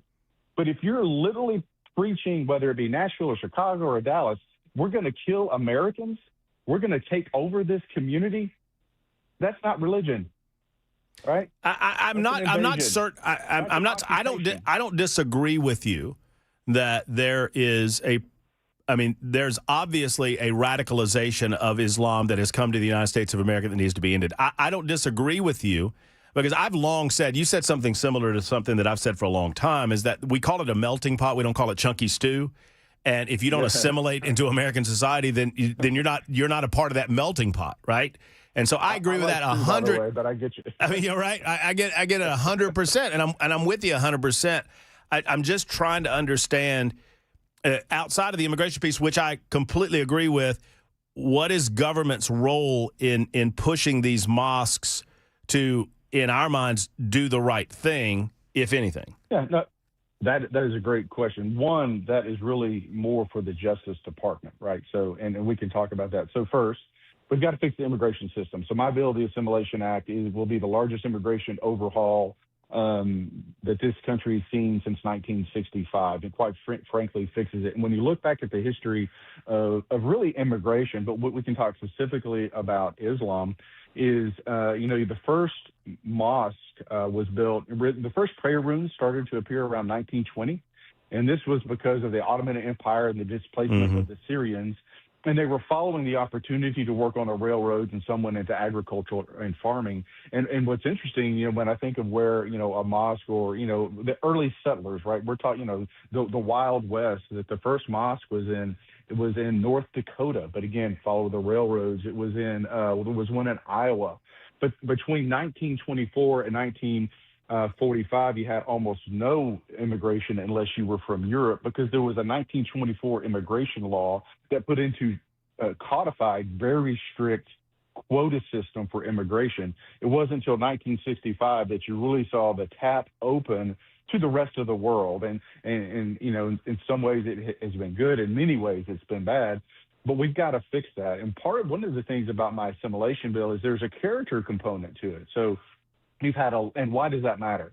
You've had a lot of folks come to the southern border. They've claimed asylum, and yet to date, we've ignored the fact that they had a conviction, they had crime sheet, murder, rapes, violent assaults in their home country, that they had gang affiliations to Trinidad or MS-13. Well, under my bill, all of that is taken into account, and quite frankly, is an automatic revoking of them being able to come into this country. So suddenly we can really vet to have another piece of legislation that immediately halts immigration from countries that do not have proper vetting, and it's the ones that you would assume: Syria, North Korea, Afghanistan, Venezuela, and countries of that nature, because they don't vet who's coming here. And then we'll have another piece, a third bill that's coming out. So again, you're going to see a series of bills that totally fixes our immigration system, and I fortunately get to be the author of those. But to your other point, your other question, what do you do about the ones that are here that have been radicalized? It depends on their status. If they were naturalized, the DOJ can denaturalize them if they, quite frankly, they take an oath to American government. Well, define I mean, are we talking radicalized exactly. in terms of their actions, or how do we define that? Exactly, and that's for the DOJ to set legal standards. I'm not an attorney, but there is a process by which someone can be denaturalized. So we'll pick on Mamdani out of New York, for example. So he was naturalized. He went through the process. On his forms, he did not disclose his affiliation and his membership into a communist organization. There's a specific question about that on his on the naturalization forms. It's still on there today.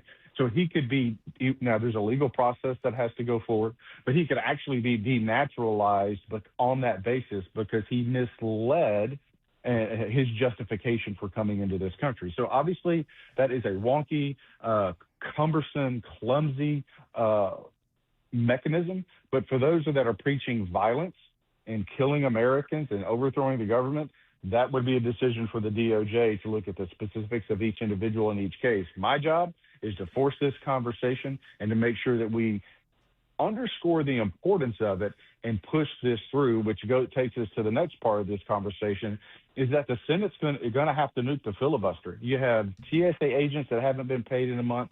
Homeland Security is not getting paid. CISA, which is overprotecting us from cyber attacks from China, North Korea, and Russia, they're not fully functional. We have technologies deployed at our ports and ports of entry that detect nuclear material. That's not fully operational. They are now obstructing the national security of this country. And if they nuke the filibuster, all of that can be passed. And then my assimilation bill, we can get that passed and we can fix this immigration problem we have in this country. And we can go forward and make sure that the people that come here are people that we want here. Well, and I would agree with you that we need to make sure that anyone that immigrates to the United States of America, it is first and foremost in the best interest of the United States of America. And that includes that individual having a love for this country and our civilization as it exists. And they are not, whatever their religious faith or wherever they're from, we don't want people that want to bring the problems that they're leaving behind with them and insist that we adopt some of those cultural norms. I would agree with all of that. My question was, and I think you've answered it, that, I mean, and I don't want to put words in your mouth, but you understood that you were being very provocative in your comments on X to stimulate this conversation. Absolutely. Like I said, if I just said radical Islam or Islamist, right, most people wouldn't really know what an Islamist is, right? That would be that radicalized, those people that are preaching hate, terror, and killing. You know, and we're not going to get into the Quran. We're not going to talk about you know, some of their texts. That's a rabbit trail I just don't want to go down. But that being said, is that everybody would have yawned. And I mean, we literally have lawmakers. The anti-Sharia caucus is growing leaps and bounds. We have European leaders now joining in this conversation. Like, we have to address this radicalization that's taking place. And in the backdrop of all of this that's taking place is one, obviously, the terror attacks that just occurred on American soil, is that Iran, it literally sent Hezbollah terrorists to Venezuela. This was classified. It's not anymore. Venezuela provided them with fake identification. then helped them get to the United States border. They claimed asylum, got into this country, they shed their fake IDs, and now they're gone. They're here in this country, and we don't know where they are. I'm actually surprised, and I've said this before, but I'm legitimately surprised. We have not had a mass casualty attack in our country. It shocks me that it hasn't occurred yet because we have so many terrorists from Muslim countries that are here, and they were sent here for one thing, which was to kill Americans. If I could set it up, Congressman, would you be willing to talk to a leader of a mosque to sit down and have that conversation? I'd be very curious why they uniformly remain so silent when it comes to the attacks that we see regularly around the world and here at home. I would love to be a fly on the wall and listen to that conversation. Yeah, so literally we will be releasing the letter. I said we may have the final touches on it. If so, I'll send it to you. And basically, not only am I talking locally, but of the 3,000 mosques around this country, it is an open invitation. Now, they have to show good faith in the same way that a temple or a church, a synagogue, a priest, a shaman, whatever, would condemn this type of violence. They need to show that they're serious about this, because this is a serious conversation, and I'm not going to remain silent. This is not going away. And I can tell you the support that I'm getting because of this on Capitol Hill is growing day by day, because people are fed up with living in fear that a bomb's about to go off in their community, that somebody's going to drive a car into a crowd, or some idiot's going to pull out a gun in the name of a god and kill people. We're tired of it. Well, it went largely underreported, but there was a guy that walked into I think it was an elementary or middle school. My apologies for not knowing, but fully armed, and one of the teachers or security guards stopped him. He was there to kill kids. That just happened in the last couple of days. So, Andy, I got to leave it here. I got a break to take. I love the conversation. I appreciate the perspective. I appreciate you clarifying some of those things, and I thank you for coming on with us. And you know it's an open invitation, brother. You're always invited. Come in studio next time. I know you were trying to this time, and I appreciate that effort. All right, brother. Have a blessed day. All right, man. Take care. This Congressman Andy Ogles. 5718. Oh, please, like the leader of a mosque is going to be honest. This interview got worse and worse from Matt's end. I thought it was a pretty good conversation. It's out there, and you get to tell us what you think about it. 615-737-9986, Super Talk 99.7 WTN.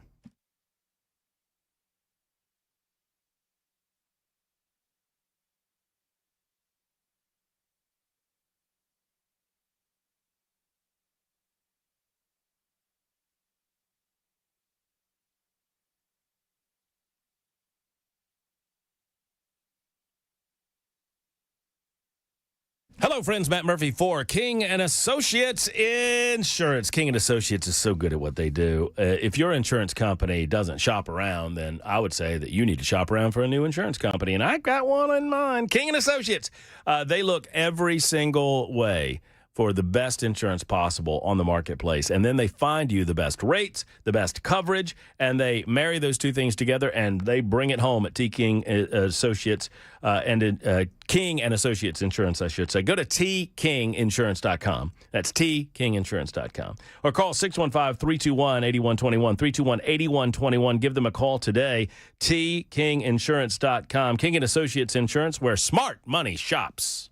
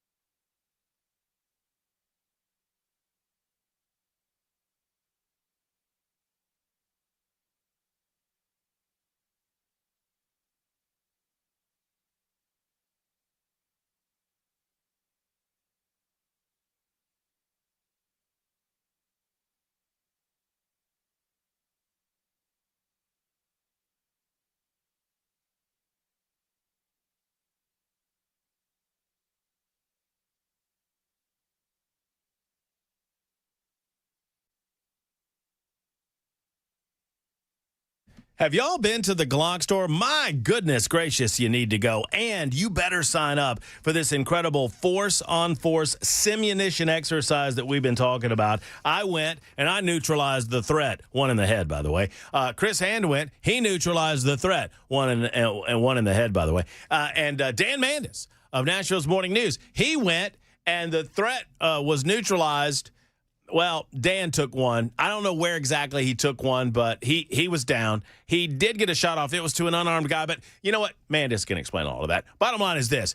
I've never had a more adrenaline-filled experience training with my Glock than at the Glock store and the Force on Force. It really does do better. I've never experienced something that better replicates what it would be in a real-life situation if you walked into an environment and there were people arguing or somebody was armed with a gun and you don't know what's going on and you've got to figure out in a split second whether you're being threatened and whether deadly force is necessary. That's what it's all about. That's pretty cool. Go to shoot270.com, click on training classes, and you can sign up today. That's shoot270.com, click on training, then classes, and sign up.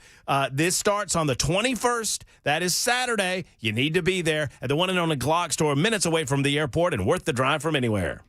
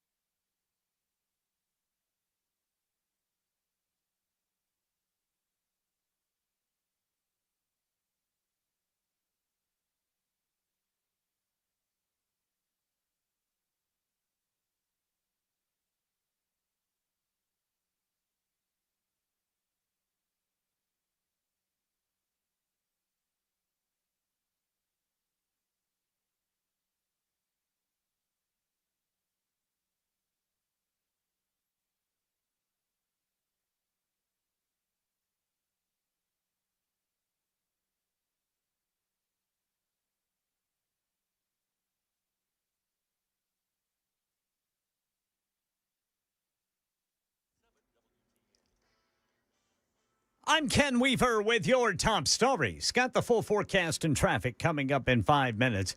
Tennessee 5th District Congressman Andy Ogles isn't backing off his social media post calling for the removal of Muslims from the United States. He tells WTN's Matt Murphy show not one single mosque in the country has condemned recent terrorist-related attacks, including one on the synagogue in Michigan and the protesters outside the New York City mayor's mansion. I've got a letter which I'm releasing tomorrow where it's an open invitation to every imam and to every mosque in this country to stand with me and condemn the violence and disavow the attackers and commit to peace in this country. And when they do that, then we can have a productive conversation going forward. But until they do, I've got a problem with it. Ogles proposing a sweeping overhaul of the U.S. immigration system called the Assimilation Act, which would shift the focus toward immigrants' job skills and economic contributions while limiting extended family immigration.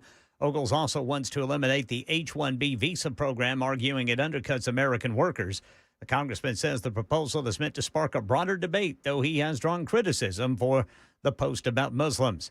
Operation Epic Fury. Secretary of Defense Pete Hegseth says the U.S. will be hitting Iran with its largest strike of the conflict today. ABC's Patrick Reevell with more from Doha, Qatar. A dramatic and very dangerous escalation here in the Gulf around energy facilities that was triggered yesterday by Israel targeting Iran's largest gas field. We then saw Iran retaliate and hit the world's largest liquefied natural gas terminal here in Qatar. According to Qatari officials, to the head of the Qatari state energy company who spoke to Reuters today, 17% of Qatar's LNG export capacity may have been knocked out in that attack. Police in Spain say they found a body in the water during their search for James Gracie, the University of Alabama college student who disappeared while on spring break. ABC's Maggie Rulli is in Barcelona. His body has not officially been ID'd yet, but we do understand it was discovered in the same area where they were searching for evidence of Jimmy Gracie. You know, we've been here all day. We've watched as search teams dove in the sea just by the nightclub where he was last seen. We've watched them go through boats in a local boatyard. We know they've been looking looking through this area. Police have confirmed to ABC News that Jimmy's wallet was found floating in the sea by where they were searching. We know that his family told us his phone had been located by police. Right now in Tennessee, there's new life at Ultium Cells Spring Hill plant as the company pivots to a different kind of battery. Production of lithium phosphate batteries for energy storage and AI data centers expected to start next year through a $70 million investment to upgrade and retrain 700 employees who were let go in January. That's the latest news. Traffic and weather next. I'm Ken Weaver, WTN News.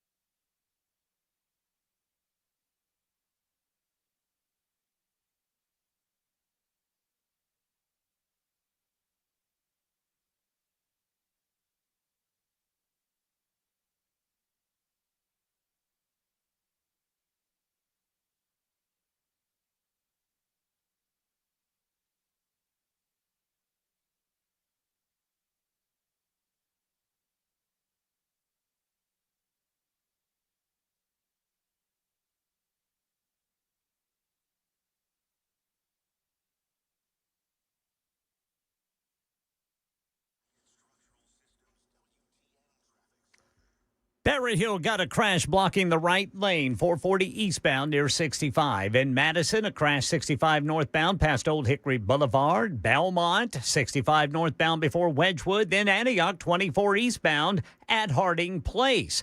440 eastbound past Hillsborough Pike, exit 3. And in Madison, 65 northbound at Briley Parkway, Ellington Parkway, exit 90AB. I'm Ken Weaver.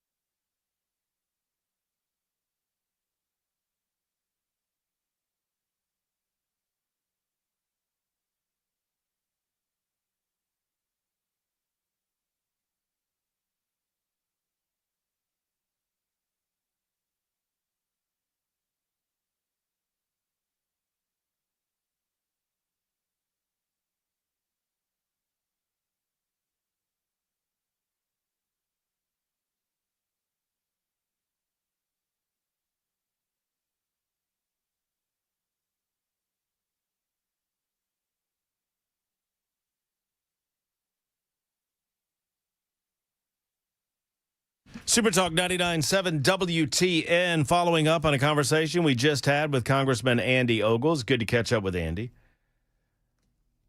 Andy, to wrap up, and I would love to hear your thoughts on how the conversation went.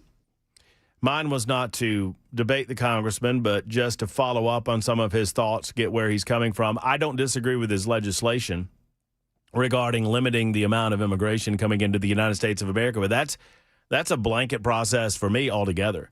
We don't know who's here. We don't know if those individuals here of a Muslim nature or otherwise are in favor of advancing Western civilization, advancing the spirit of freedom and liberty, using America to better the United States of America, and using it to better their own lives and themselves and their families, and by extension, benefiting the country. Everything that we do from an immigration standpoint should be first, foremost, and last to benefit the United States of America. And if wholesale importation of individuals that refuse to assimilate into this country or want to bring their values to it, then that's not good for America, and I'm fine with that. So, my beef is not there. We talked about his comments, and he said that was there to stimulate. He understands that it was a provocative statement that Muslims don't belong in American society, but he obviously does not believe in mass deportation of Muslims. He said as much. Mine is not a pro-Muslim position. Mine is a pro-freedom position. And a government, if you want to have a conversation about banning the Muslim faith in the United States of America, that's a conversation about amending the Constitution. And I'm happy to have that.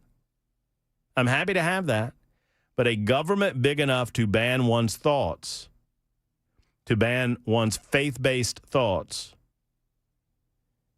is big enough to come after you too.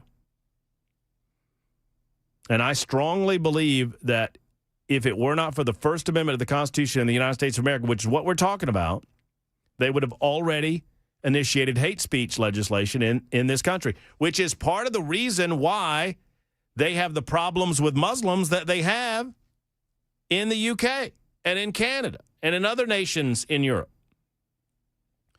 But we have protections put in place to prevent them from coming after us for criticizing those of any faith. But similarly, if we have protections that benefit us in our criticism, those protections also benefit those that we criticize and protect those that we criticize. Do y'all understand that? I hope you do. Once again, this is not pro-Muslim.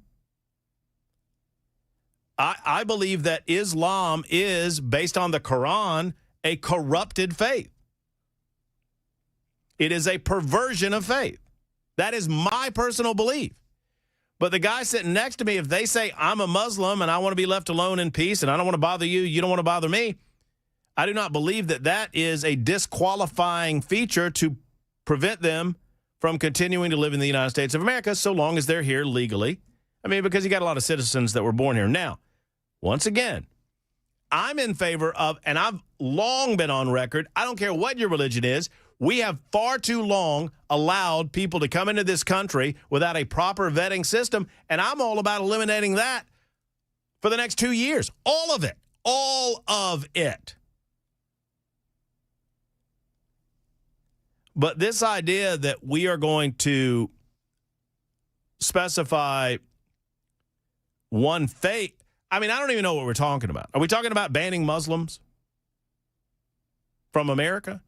And I don't know how that works. I don't think that Andy pulled back from that, focused on his legislation. I agree with his legislation. Wanted to give him an opportunity to speak. Still, people are pissed off at me, and that's fine. That's all well and good. Go live in Antioch for a year and get back to me. Write down the names of the nice Muslims. One thing I've learned from you, I'm inviting you to call in 5718. I would love to talk with you. Oh, you have too much self-respect. That's fine. That's fine. But you don't have enough self-respect to change the channel. But you have too much self-respect to call in. I get it. I'm willing to have a conversation with anybody about this subject. My point is this. I believe in freedom. I believe in an individual's right to live a life of their own choosing. And that includes to have whatever faith-based beliefs that they want to have. Those faith-based beliefs do not give them carte blanche to deny me of my rights. We live in a country that believes in freedom so much that I believe that you can think differently about everything, so long as you don't deny me of my rights. That's what makes us different. That's what makes us better. Is a belief in the individual. I don't belong to your club. I don't want to belong to your club. I don't belong to any clubs. And mine is sure as hell not a defense of Muslims, radical or otherwise. I'm not here to, they can defend themselves, and they sadly choose not to. I wish they would. So as far as policy goes, I'm all about a limitation on immigration. I'm all about the Department of Justice making sure that there are no groups, no organizations, Muslim or otherwise, that are committed to doing harm to the American population. But there are many that would suggest that we should prevent those individuals from assembling. Well, you know what? I remember a government not too long ago that told us that we couldn't assemble and worship either. Y'all remember that? And we didn't like it very much. A government that big is eventually going to come after you, and I don't believe in government that should be that big. It should be designed to protect the rights of the individual citizens, no matter what their thoughts are, what their faith is, and to prevent them from using those faith-based beliefs or otherwise to deny me any of my rights. Now, that is not to say we should push back on this concept that we are forced to have a culture come into our country that is our Western civilization is what it is. And I would have an expectation that if you grow up in the United States of America, you live in the United States of America, you are going to abide by the customs and the traditions of the United States of America. And those cultural norms are well established. So no, I don't believe in all this gobbledygook in Minnesota about, call to prayer and all that crap. If you want to worship, worship. But you have no right to include me or my tax dollars in your faith-based daily ritual. So this isn't about that either. 615-737-9986. Matt is next in Shelbyville. Hello, Matt. Hey, Matt. How you doing, man? Nice to talk to you again. Nice to talk to you, too. I think what we also fail to realize is this is all about, money. And because if you have money, you bypass all of this. And that's the problem with this country. This country is dollar first. So when you have enough money, you can make decisions. And because if you look at the country's attitude from the 1800s to 1850s, 1850 to the 1900s, and so on and so forth, we've changed. We change our ideals. So I don't have a problem with people coming over to this country, but I do have a problem when we do not force them to adhere to our laws because of the money that they have. Because, I can't buy property in other countries, but they can buy property here. Why can't we have the same, what you can do in this country, you should be doing in their country. If you can't, then you can't do it here. And if you can turn around and get that together, we wouldn't have so many problems. It's like everybody wants to come here for freedom, but, the more freedom that you have, it's proving that the more devious people get. I don't know if you agree with that. Well, I'm of the opinion that for the next little bit of time, we need to take up the position that America is full for now until we can figure out who the hell's here.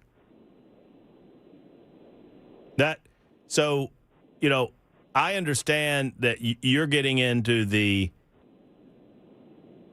how do we vet people that get here? How do we vet people that are allowed into the country?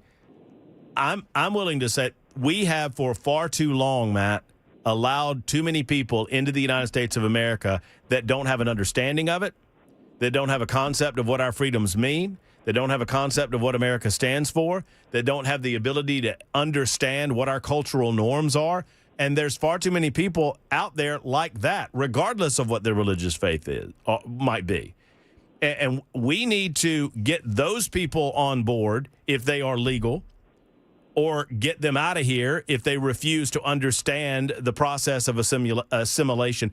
There is a reason why the United States of America is the greatest country on God's green earth. And that reason, first, foremost, and last to me, is our freedom to live a life of our individual choosing. But that also means that we allow our fellow man to do so as well. That said, it doesn't mean that you don't bring, that you don't have when you get here certain cultural expectations. And you don't necessarily get to bring some of those cultural expectations that you had back in your country of origin. That said, we've spent 40 years not minding the door. Basically. Maybe a little more. But let's say 40 years. It's been 40 years since Simpson Mazzoli. 40 years since Ronald Reagan, quote unquote, worked with the Democrats to, quote unquote, solve illegal immigration. And Ronald Reagan allowed for the amnesty of 3 million plus individuals who were here illegally for the purpose of getting Democrats to agree to secure the southern border. And they never funded it, and they never did it. They lied their asses off to Reagan. They lied their asses off to the United States of America. And here we are 40 years later trying to get a handle on that. Well, we have gotten the southern border taken care of.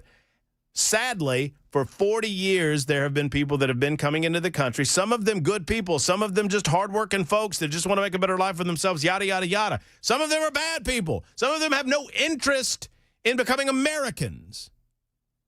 And we need to get all of that figured out, especially those that have been here for the last, that have come here for the last 5 years or so.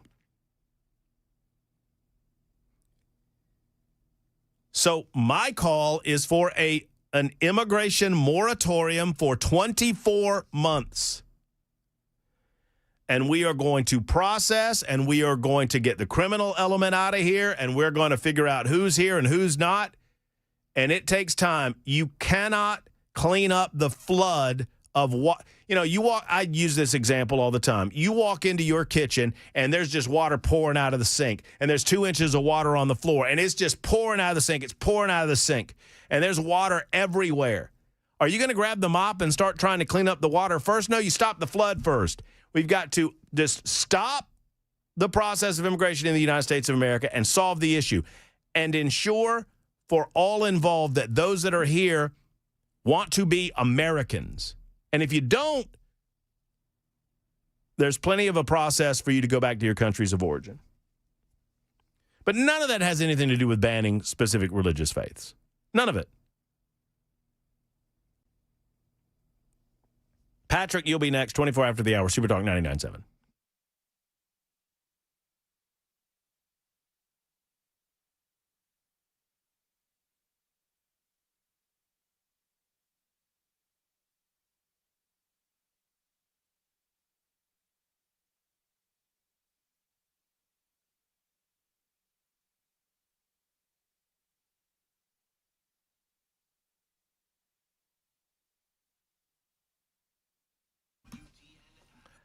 I want to thank Dr. Mitchell, Dr. Ashley, and the rest of the team over at the Wellness Institute of Nashville. They were so good to us on our 1000th show. I've got a sneeze. Stand by. Excuse me. My apologies. Maybe I need to go do some allergy tests over there at the doctor. I don't know if Dr. Mitchell does allergy tests, but if he does, I'll get on it. Thank you to Dr. Mitchell. I mean, they were so good to us. They were over here feeding us, and they gifts aplenty. But you know what? I want to thank them for everything that they do for the people of Middle Tennessee. They help folks just like you get pain-free without having to pop pills, without having to shoot needles to block the pain, and without having to consider surgery. And that's what it's all about. The HydroWave technology is incredible. They've got it. They've got spinal decompression at 47% off in 2026. Did I mention HydroWave? The first and only office in the state of Tennessee to have this brand new device. Back pain, neck pain, knee pain, hip pain, elbow pain, wherever it hurts, sciatica, you got it. They can solve it at the Wellness Institute of Nashville. Start a pain-free life. Call today, 615-246-5009, 246-5009. Tell them Murphy sent you, or painisbad.com, painisbad.com.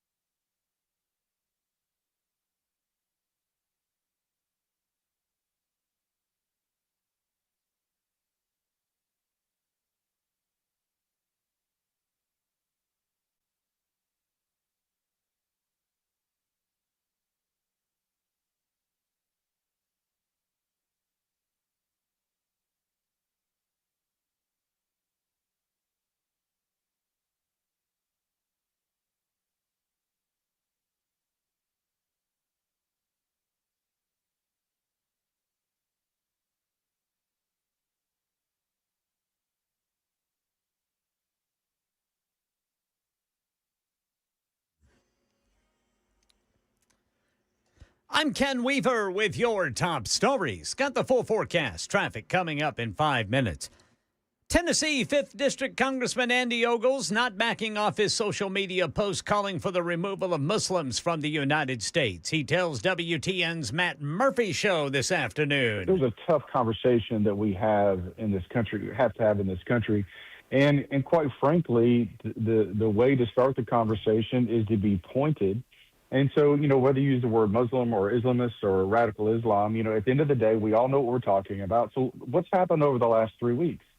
You've had 4 terrorist attacks on American soil committed by Muslims, all in the name of their God. Congressman Ogles says he will release a letter tomorrow as an open invitation to every imam and every mosque in America to condemn the violence and disavow the attackers and commit to peace in the United States. Operation Epic Fury. Secretary of Defense Pete Hegseth says the U.S. will be hitting Iran with its largest strike of the conflict today. It comes after strikes by Iran on Gulf nations' energy production facilities pushed oil and gas higher again. ABC's Patrick Reevell has more from Doha, Qatar. We've also seen Iran continue to strike Saudi Arabia, a refinery in Saudi Arabia, and 2 refineries in Kuwait today. All of this has been sending tremors through markets and sending oil and gas prices soaring today, and obviously causing grave concern for the global economy. Qatari authorities, and Iranian ballistic missile attacks caused fires and extensive damage at the Ras Laffan terminal, which carries about a fifth of global liquid natural gas. Kuwait also said one of its refineries had been struck by a drone. Those attacks came after Israel on Wednesday targeted Iran's largest gas field. Right now in Middle Tennessee, hundreds of jobs returning to Spring Hill. A major turnaround for Ultium Cells in Spring Hill as the company restarts production with a new focus. The plant will build lithium phosphate batteries designed for grid-scale energy storage and AI data centers. Ultium is spending $70 million to retool the facility and retrain the 700 workers who were temporarily laid off earlier this year. That's the latest news. Traffic and weather next. I'm Ken Weaver, WTN News.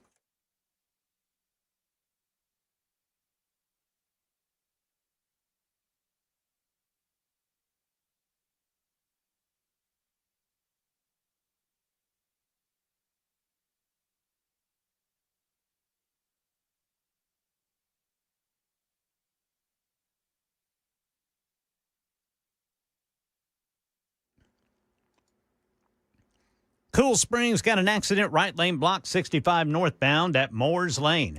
Berry Hill 440 eastbound at 65. Madison 65 northbound past OHB. Belmont 65 northbound before Wedgwood, and Antioch 24 eastbound at Harding Place. I'm Ken Weaver.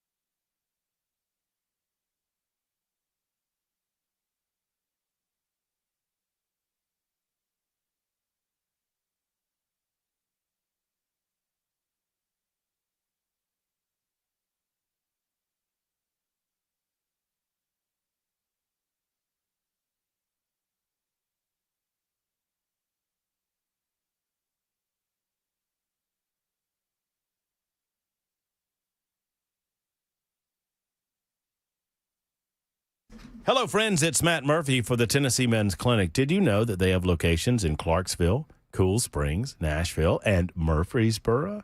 You heard me correctly. Get on out to the website, TennesseeMen'sClinic.com, to find out some of the programs that they have available for you fellas. When you get that $99 appointment, and I encourage you to do so, number to come, they will go over you. They will figure out what's going on. They'll ask some questions, get some answers. They'll get some blood work from you and see what's going on with the testosterone levels, what's going on with other levels in your body. And then they're going to get you an avenue for success. And that's what it's all about. If you're just feeling low energy, run down, you don't know why, perhaps you've lost a step or two when it comes to bedroom activity. If that is the case, you don't have to suffer in silence. Men, this is not 1976. It is 2026, and we need to get back in the game. Do so by contacting the Tennessee Men's Clinic, our local experts in this field. Call today, 615-208-9090, 208-9090.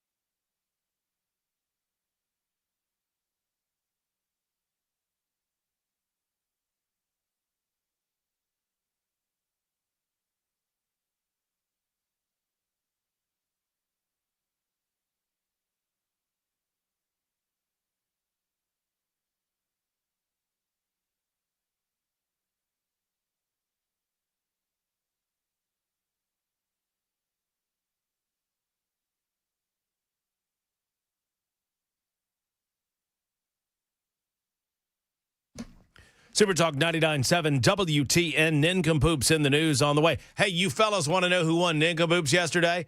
I heard it was Ken Weaver. Is that what you heard, Ken Weaver? I heard it was me. Huh. Well, both of you heard wrong. It was Brother Matt Murphy. It was Matt Murphy.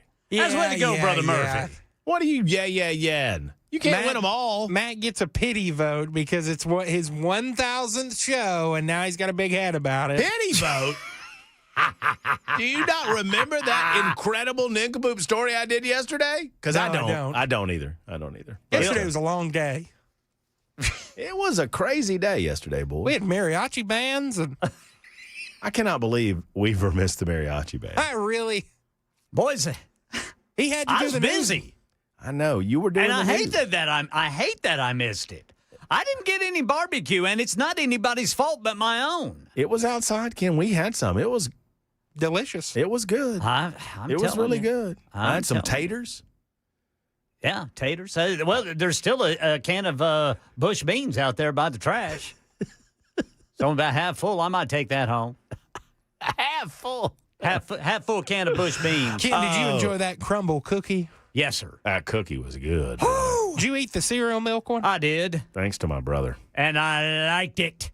You know, there was a time where I said my brother never did anything for me.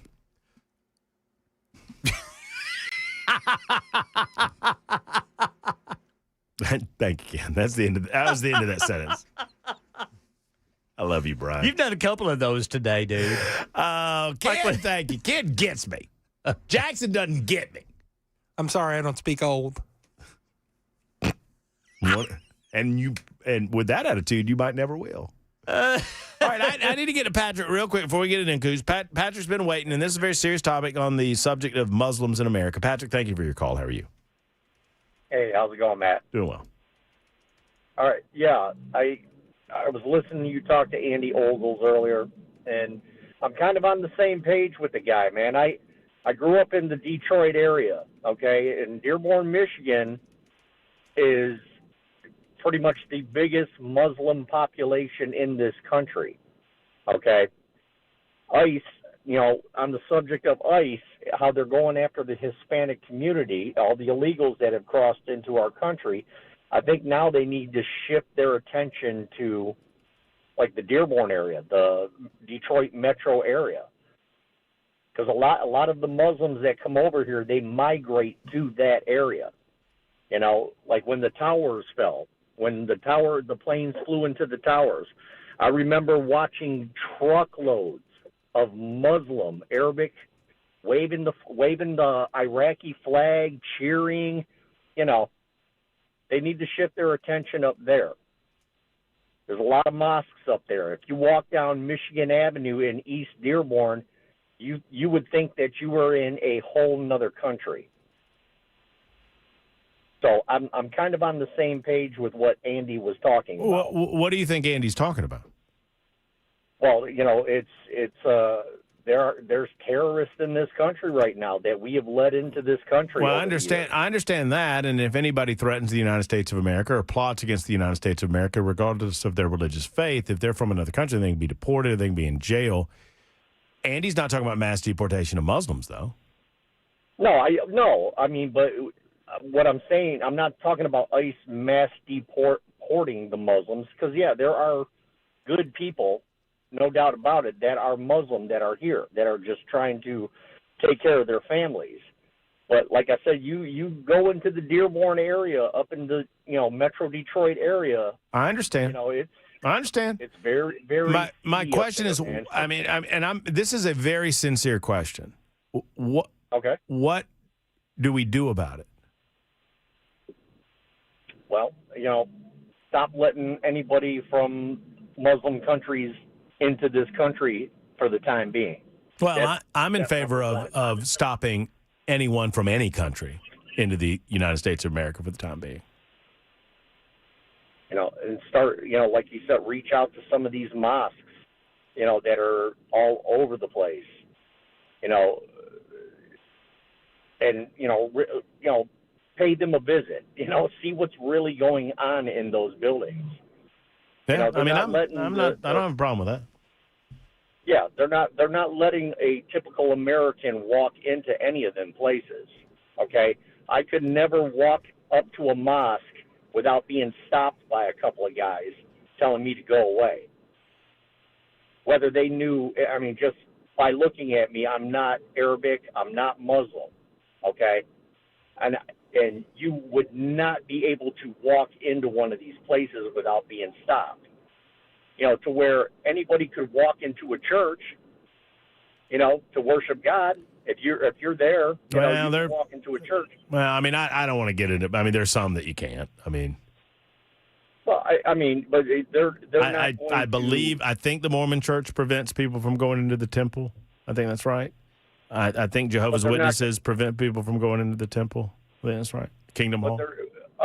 Unlike a mosque, though, they're not going to approach you in a threatening manner. Well, okay. Well, I don't know. I've never approached a Mormon place of worship. But Patrick, I'm not trying to debate you on it. I'm just saying that there are other places of worship where they prevent people that are not of their faith to go into their temples and their holy places. But I don't disagree with you that we're talking about radical Muslims that do not want to assimilate in the United States of America, that have problems with the way that we live our lives, and that in some portions of the country seem to be overtaking those regions. And I ask the question sincerely, and thank you for your call. The sincere question is, what do we do about it?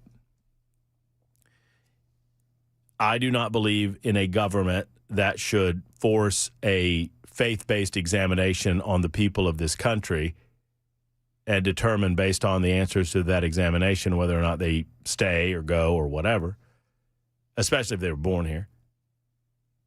But I recognize that there is a lack of cultural assimilation in certain parts of the country. What's happening in Dearborn, Michigan is it doesn't look like America. Well, what do we do? What do we do? Is the answer to ban the Muslim faith? If that's your answer, I'm willing to have that conversation. I'm willing to have any conversation about how to make America better, make America great again. Right now, however, before we do that, I'm willing to have a conversation about Ninkcompoops. Ninkcompoops in the news. Jackson, there's only there's two men that can stand between you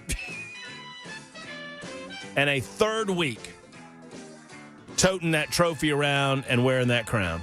Hear ye, hear ye. Man, your horn guy's way over there. What? He taking a piss or what? Yeah, he had to go to the bathroom. I mean, I didn't mean to say it that way. I'm sorry. I'm sorry. I'm sorry. Y'all, I'm sorry. That was a little crude, Matt Murphy. I'm sorry. That was ugly. That was so ugly. I'm really sorry. I meant to say. Is that who you want to be your Ninkcompoops champion, people? A man who would use that sort of vile and disseminating language. Disseminating? What? You don't even know what that means. I don't. I meant taking a leak, and I don't know why the other word came out. I'm sorry. But the horn was so far. It's like he was way. It's like, Ken, you know what I was saying. Like everyone knows what you were saying, Matt. It wasn't exactly a nuanced take. It was like he was across the parking lot of it. Oh, look. He's back. He's back. He washed his hands. I hope he did. Maybe he was up there on one of them balconies. Yeah, maybe so. Maybe so. One way or the other, there's the king of the Nincompoops. That would be, you know what? There's a good nickname for you. Jackson Williams, king of the Nincompoops. The Nincompoop King. If he keeps winning, that's what we're going to call him. Well, he won the first 2 days. I won yesterday. Ken, I want you on the board, brother. I'd like to get on that board, boys. With that in mind, Ken Weaver gets to go first. Jackson Williams gets to go second. Matt goes last. Ken? Man in custody after crashing into church. Naked donut shop incident and hospital assault. This out of Pasco, Washington. A man taken into custody Wednesday morning after police said he crashed into a church, ran into a nearby donut shop, got naked, then assaulted 2 nurses. Officers responded after receiving an initial call at irrigation specialists and then getting another similar call. Police said they were not sure whether the man was crashing into things intentionally, but said he caused significant damage when he slammed into the church. The church was closed at the time of the crash. Nobody was inside. Police said the suspect was not injured.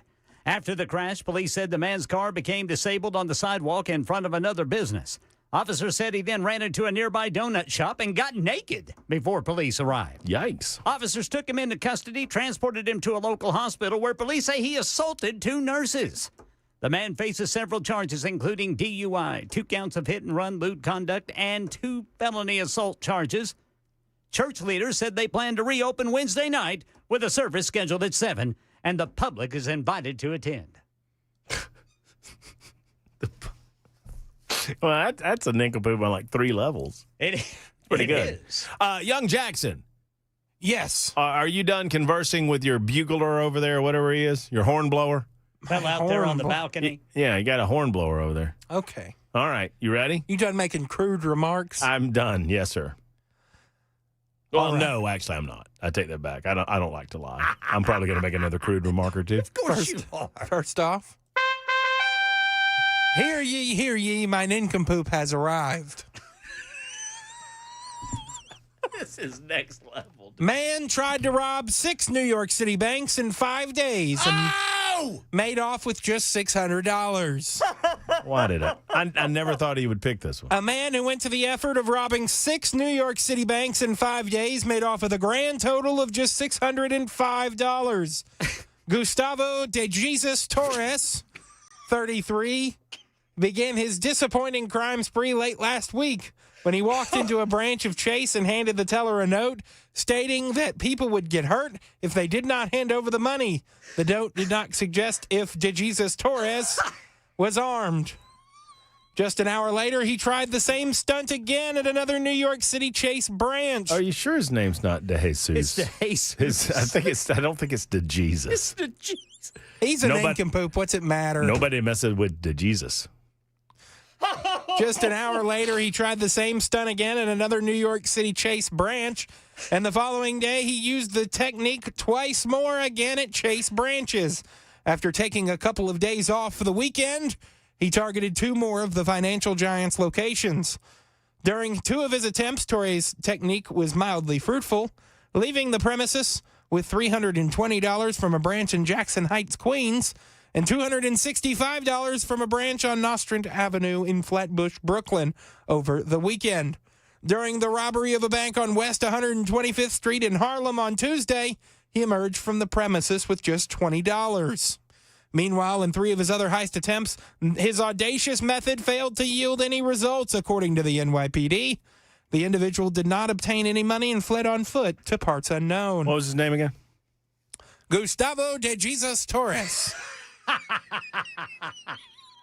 Police are now on the hunt for Torres and have released several security camera photographs of him. Have you seen De Jesus? One of the images shows him on a subway platform holding a cup of coffee with his headphones dangling around his neck with an expression of low-key despair common among commuters. Do you know De Jesus?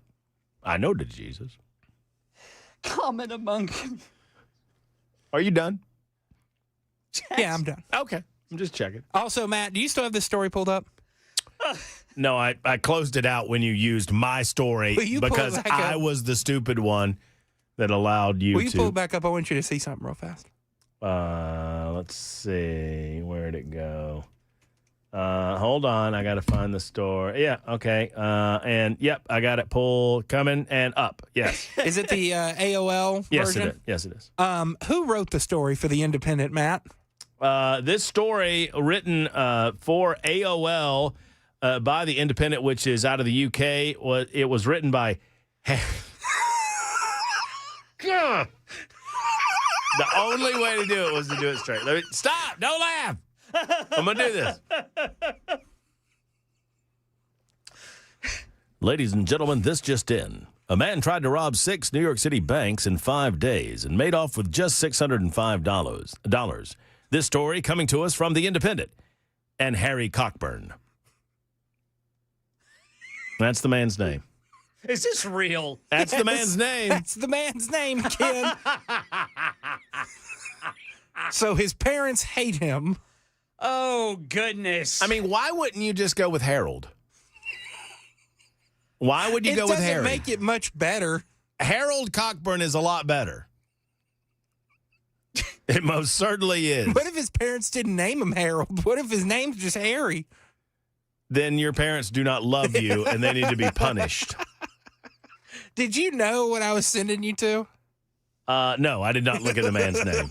I did not know. So that would have been my story, but I was nice enough to give it to Jackson. I don't know why I did it. But this one's better. A patient in room 373 refuses to leave. Tallahassee Memorial Healthcare earlier this month has sued a patient, saying that she has refused to depart her hospital room at the Tallahassee Memorial Healthcare facility since being discharged last October. The hospital also has asked a state judge in Tallahassee for an injunction, ordering the patient to vacate the hospital room and authorizing the county sheriff's office to assist if necessary. The hospital said resources have been diverted from helping other patients because her occupation of the room has been an extreme distraction. Defendants' continued occupancy prevents the use of the bed for patients needing acute care. According to the lawsuit, the woman was admitted to the hospital for medical treatment and had a formal discharge order issued October 6th after it was determined that she no longer needed care or acute service. The hospital has repeatedly made efforts to coordinate her departure with family members and offered transportation to obtain necessary identification. Rachel Givens, an attorney for the hospital, said Wednesday the hospital has no comment. Hospital spokesperson Macy Layton said Wednesday that the hospital could not discuss active legal matters. The lawsuit does not say what the patient was treated for, what her hospital bill was, why she's been able to stay at the hospital for more than 5 months after being discharged. No attorney listed for the patient who is representing herself.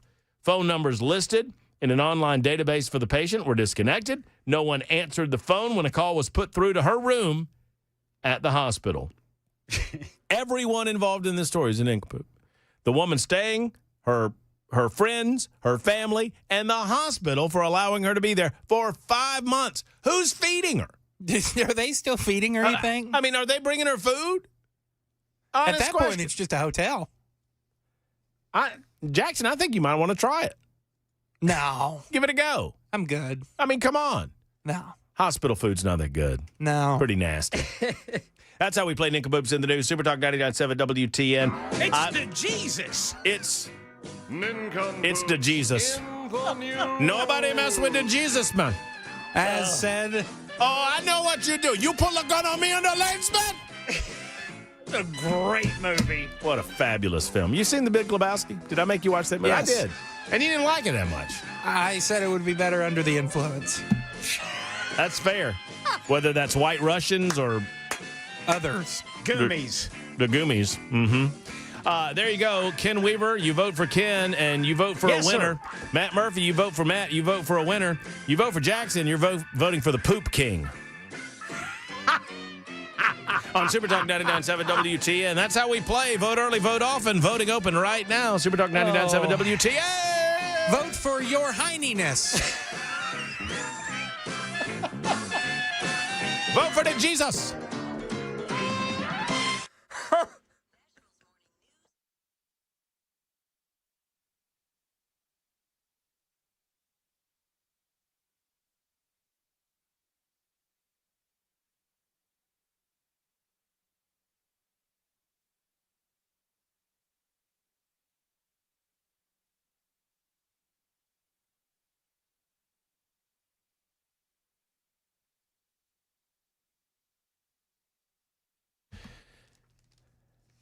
Hello, friends. It's Matt Murphy, and I'm talking to you about Genesis Diamonds. Friends, it is spring, and spring is in the air, and that means that love might be right around the corner. If you are thinking about rebirth and starting fresh, starting new, what about thinking about that beautiful engagement ring for that loved one in your life from Genesis Diamonds? They've disrupted the old school jewelry store by offering a massive selection of hand-picked diamonds at ridiculously low prices. And what people love more than anything, I mean, obviously the huge selection, obviously the friendly sales folks, but nobody's on commission at Genesis. They are there to guide you to make a smart decision, not to try to guide you to buy something more expensive. That's not what they do at Genesis Diamonds. They don't press you into anything. They're just there to assist you, and it's such a calming and comforting atmosphere. Genesis is truly the total package: uncompromising quality, unmatched selection, unbeatable value. Genesis Diamonds, find them online at genesisdiamonds.com, genesisdiamonds.com, but you cannot beat stopping into the showroom and seeing the incredible sparkle, the selection for yourself. Incredible people, an amazing store. Go in to see them. Green Hills and Cool Springs, Genesis Diamonds.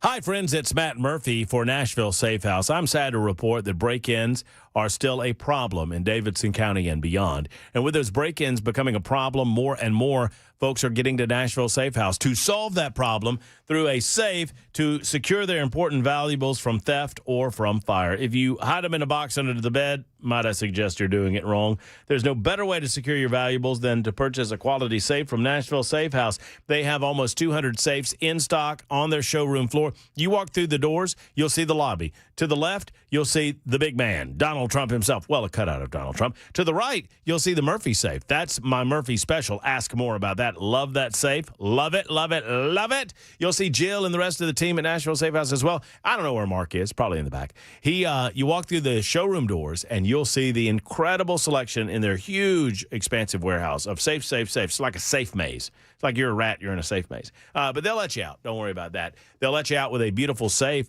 fire rating, every imaginable fire rating, every size imaginable. They've got them at Nashville Safe House. Go see them, NashvilleSafeHouse.com, NashvilleSafeHouse.com, or on the road, 4th Avenue South in Nashville, across from City Cemetery. Tell them I sent you to Nashville Safe House.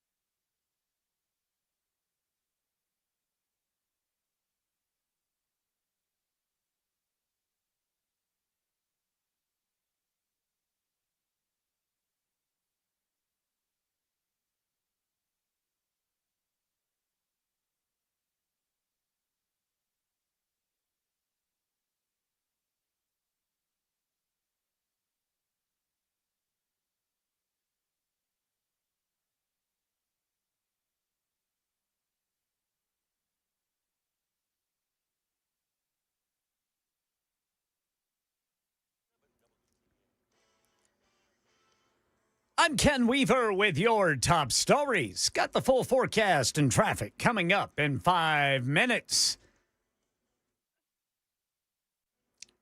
Tennessee 5th District Congressman Andy Ogles isn't backing off his social media post calling for the removal of Muslims from the United States. Ogles tells WTN's Matt Murphy Show that tomorrow he will release a letter as an open invitation to every imam and mosque in America to condemn the violence and disavow the attackers of recent terrorist-related incidents, including the IED attack outside the New York City mayor's mansion, the shooting at Old Dominion University, and the attack at the Michigan synagogue, and commit to peace in the United States. Ogles is also pushing a proposal titled the Assimilation Act. What this does, it puts an end to this wave, this tidal wave, this chain migration. It ends the H-1B visa scam. No more of this lottery nonsense. If you want to come here, you have to prove that you belong here and that you add value to our society. Ogles, who represents a district with a growing and diverse population, said his proposal is intended to start a broader conversation about immigration policy in the U.S.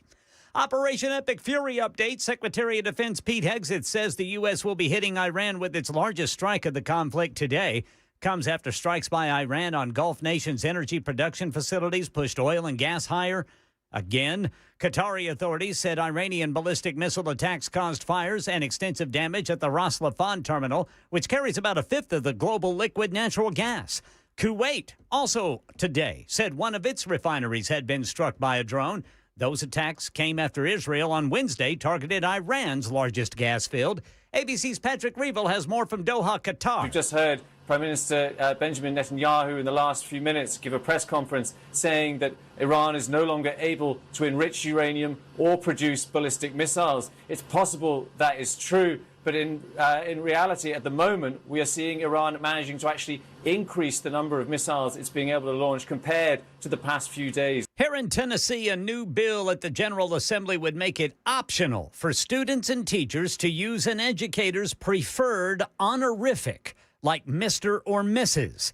Clarksville State Rep Aaron Mayberry is the bill's sponsor. There is a teacher in our district that is wanting to become called by the wrong honorific. I think it's important that in our education system that we teach objective truth, and your biological sex is important, is part of that objective truth. So this proposal builds on a law passed last year allowing students to avoid using preferred names and pronouns. This teacher Mayberry's referencing, Maxwell Jasper, or Max, who is trans, uses they, them pronouns, tells News 2. I love my students. I love my job, and I love working in this field. And it's so frustrating to me that a single person and this single bit of legislation can turn that all on its head. I just want to be able to be with my students and watch them succeed as me. The bill has passed the Senate and is now moving through House committees. That's the latest news. Traffic and weather next. I'm Ken Weaver, WTN News.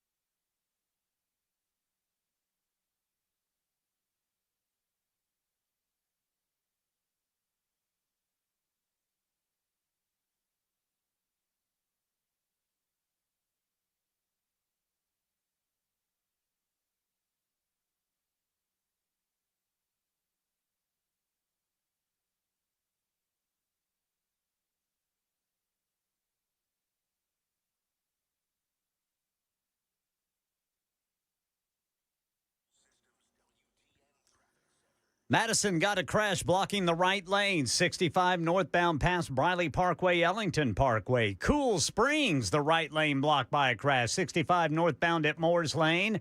And then Antioch, 24 eastbound at Harding Place. Pleasant View, a crash blocking the right lane. 24 westbound as you're approaching Springfield, Ashland City. Tennessee 49, exit 24. I'm Ken Weaver.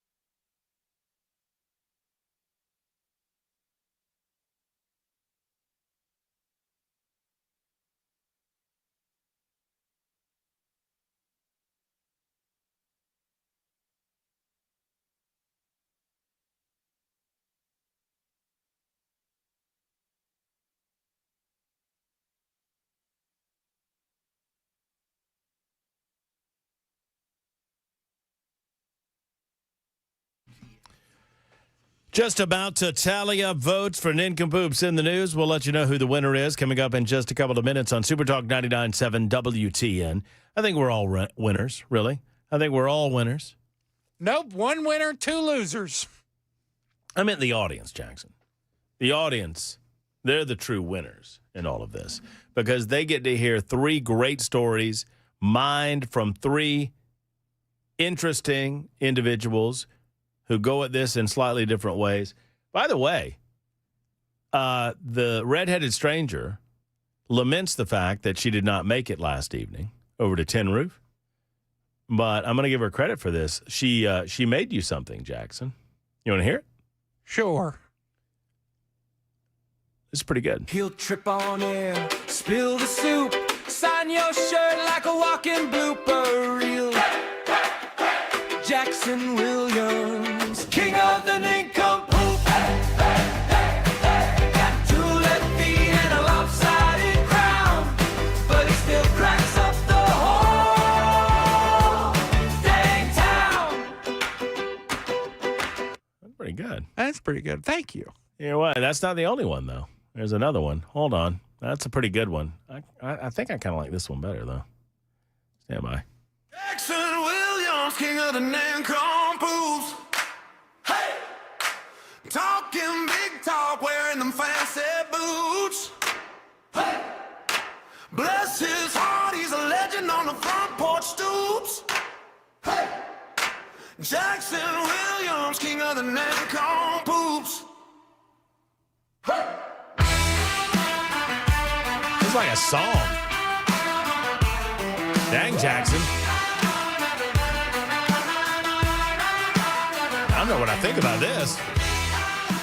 Redheaded Stranger never made me a song. But you're getting one.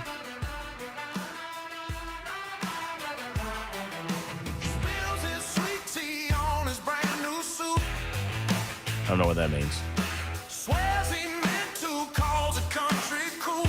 Okay, that makes sense. Chasing wild ideas round every dirt road loop. That's our Jackson, king of the Ninkcompoops. Kind of the king of the Ninkcompoops. Did you get uncomfortable? Guy singing that AI guy singing for you? It make you a little uncomfortable? A little uncomfy. Yeah, you didn't like that? The first one was cool. Sure. 615-737-9086. All right, lots of talk about people of Muslim faith. Claudia is next up. Thank you for your call, Claudia. How are you? I'm doing great. Love your show. Thank you. And I'm a proud graduate of the University of Tennessee, Knoxville. Go Vols. But yes, I taught English to Arab ladies in Riyadh, Saudi Arabia. And the ladies there, they're very unhappy. They were very vocal about it, even to me. And they said they wanted to leave. Most of them had come from Egypt, Syria, and Jordan, and other countries, and they'd married the Saudis, but they just didn't have the freedom that they had in their other countries. And so you see that the Muslims that are in America, and there's nice people everywhere, they are freer in our country than they are in their own countries. And so it's very difficult when they come here and they start, trying to destroy what we've built up and try to badmouth Americans. Also, we can't change them because we can't change the Quran. The Quran, they'll bring that up many times to say, well, it says it in the Quran. This is how it is. And so sometimes we talk about subjects, for instance, about the Jews. So isn't there a way to get along with the Jews? And they said, no, it says in the Quran that they should be cast to the wind. Nothing's gonna change. It says it in the Quran. So see, that's the problem. A lot of it is, and also they have the religious police in their countries and the regular police, and they're always, under those two, different ways of putting the foot on them. So you can't do this, you can't do that, and they also, the husbands hold the women's passports. They cannot escape those countries because their passports being held. So I wanted to say some of these things so that people would understand that there's good people everywhere. I taught English in Japan also, and most of those people are Buddhist. But wasn't this radical type of thing. It's a lot different. Claudia, what do you think the answer is? I think that they can't force their religion on us. And we have to be able to tell them, no, there's not going to be prayer call 5 times a day. There's not. We have to say, you have to live within and assimilate, because, as I said, it's this radical type of thing that they grew up with it. I mean, a lot of them can't get away from it because that's the religion that their whole family has known. So, like I said, I'm an easygoing person, and I get along with most people, and I've lived in different countries, but this is different. This is, our freedom is being used against us because they could never be this free as they are in our country. Well, so I don't really have, the answer to it other than saying, when you come to our country, you have to assimilate. Well, that's right. I said it to Congressman Ogles. And Claudia, thank you so much for the call and sharing your wealth of experience on this subject with us. It's a well-thought-out conversation. As I said to Andy Ogles earlier, they call it a melting pot. They don't call it chunky stew, right? You are to melt. You are to blend yourself into the fabric of American society, and the expectation is you become a part of America. America doesn't become a part of your culture. But in a lot of places in the United States of America, that's not what's going on.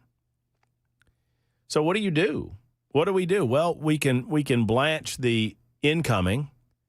We can improve the process for ensuring that those that come in hold Western values, hold American values, and believe in the concepts of the blessings of freedom and liberty. Well, that's for a future. I mean, let's not delude ourselves. I want to say it's let me look it up. I want to say it's 1.5% of the general population. Yeah, it's about right. Well, not even 1.5%. According to census estimates, 3.45 to 4.5 million Muslims living in the United States of America as of 2024, which represents roughly 1.2% of the total U.S. population. There's debate about it's between 3.5 and 4.5 million, but it is growing. About 60% of U.S. Muslims are born outside of the United States. High concentrations of the Muslim population are found in New York, California, Illinois, New Jersey, and Texas. Muslim population in North America has grown by 52% between 2010 and 2020. U.S. Census does not ask religious affiliation, so the figures are based on independent survey and estimates from organizations like Pew Research Center. Once again, what do you do? Dave is next up. Hey, Dave, how are you? Okay, doing fine. Here's your answer. You can't undo what's already been done, but those that want to come to our country can never have citizenship. They only can have a residency. That way they can't vote in anything. And so you start there. No citizenship for those, because Islam, just like Christianity, brings with it a moral system, a legal system, and a religious system. And you can't have two because they won't mix.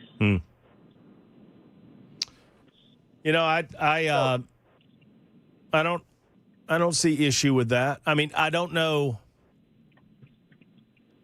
Would you base that on their faith alone, that they would never be eligible for citizenship? I'm just thinking constitutionally. I mean, that's something we'd have to work through. But initially, you just start there. Well, I mean, you could do it. You could do a blanket. Just do a blanket rule to begin with, and then try to figure out from a constitutional perspective what to do. I mean, I like the idea of a 24-month, and I'm free to wiggle on that period of time, but a 24-month moratorium on all of it. H-1B, I mean, all of it, all of it, all of it, all of it. And let the businesses howl. That's fine. The businesses will howl. Oh, we need cheap labor. We need cheap labor. Howl all you want. Employ those people who are underemployed in the United States of America who are already here, whether they be citizens or not. And then that will give us a period of time to work through all of this like Dave's talking about and maybe come to a conclusion as to how we can set this thing up that doesn't seem to be discriminatory from a religious standpoint, which the government is prevented from doing, but at the same time defends the United States of America and the fabric of our culture. Before we get a break, Robert is in Loretto. Hello, Robert. Hey, how you doing today, man? I'm good, man. Thank you for calling. You said my favorite word that activates me and makes me call in. Mormon? You said, yep. Yeah. I have something nice for you if you're interested. All right. Back in January this year, we broke ground for a Latter-day Saint temple to be built in Knoxville, Tennessee. Mm-hmm. And whenever we finish building them up, before we dedicate them for at least a week, we have open house for people where people in the community and surrounding area can come in and just walk through and get to see what the place is like before we seal it, dedicate it, sell it shut, and tell you have to have a recommend to get in.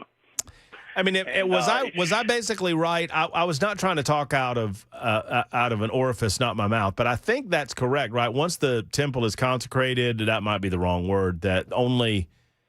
Yeah, once it's dedicated, members with the temple recommends are the only ones allowed in. Right. But like emergency situations, like law enforcement, fire rescue, something like that, or if Donald Trump decides he wants to stop by and see it, we can always do what we need to and then rededicate it later. So, but under normal operating circumstances, you ain't got to recommend you don't get in. Right. But whenever we first build them, we always have a week or so of open house to let anyone, even people who are not part of the church, come in and walk through and see what all's inside the temple and see what it's like. Right. And we're looking at somewhere late July, possibly early July, the one in Knoxville, Tennessee. Man, I'd love to. I would love an open house. I would love to do that. I really would. Yeah, when we find out when the more exact date and time is, I'll get that information to you. But I thought I'd let you know this far ahead of time because I figured that might be something you might be interested in, is being able to go in and walk through one of our church temples and see what it looks like during the open house. I would love that. I'd love that. Remind me a little closer too, but I'll make a point to do it. That sounds like a good time. Well, God bless you. Have a good one. I'll talk to you another time. God bless you, too. Thank you, Robert. I appreciate your call. 23 after the hour on Super Talk.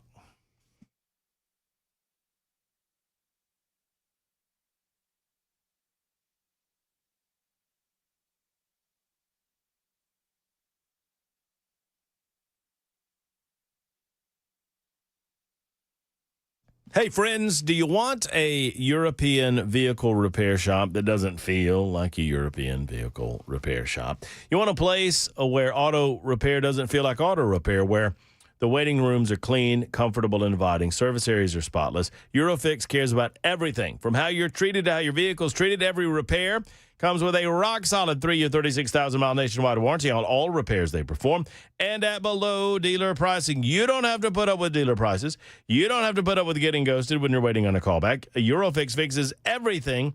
European Plus, a rental car available at every single appointment. Locations in Nashville, Belmead, Franklin, Murfreesboro, and Mount Juliet is their latest.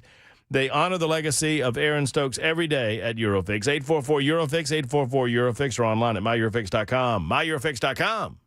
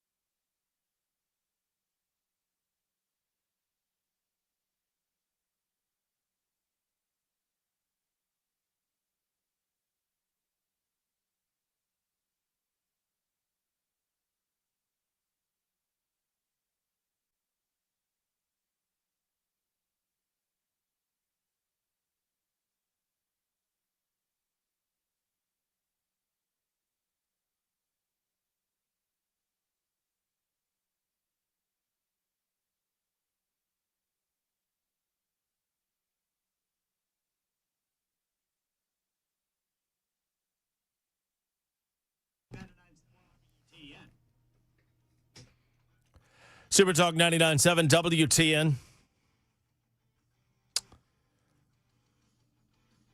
Ken? Yes, sir. Ken, before you finish that last newscast and Yes, get out of sir. here and make your way to the homestead down in beautiful Murfreesboro. Bucolic Murfreesboro, as Brother Brian would say. Yes, sir. Bucolic Murfreesboro. Bucolic Watertown. I have a vote total. All right. We have a winner to announce. All right. In a very he seems sad. It's me. It's in a very close contest. Ken Weaver received 12 votes. Yay! All right, let's stop right there. I appreciate it, everybody. Matt Murphy, I counted these twice. Matt Murphy received 15 votes. Son of a biscuit eater.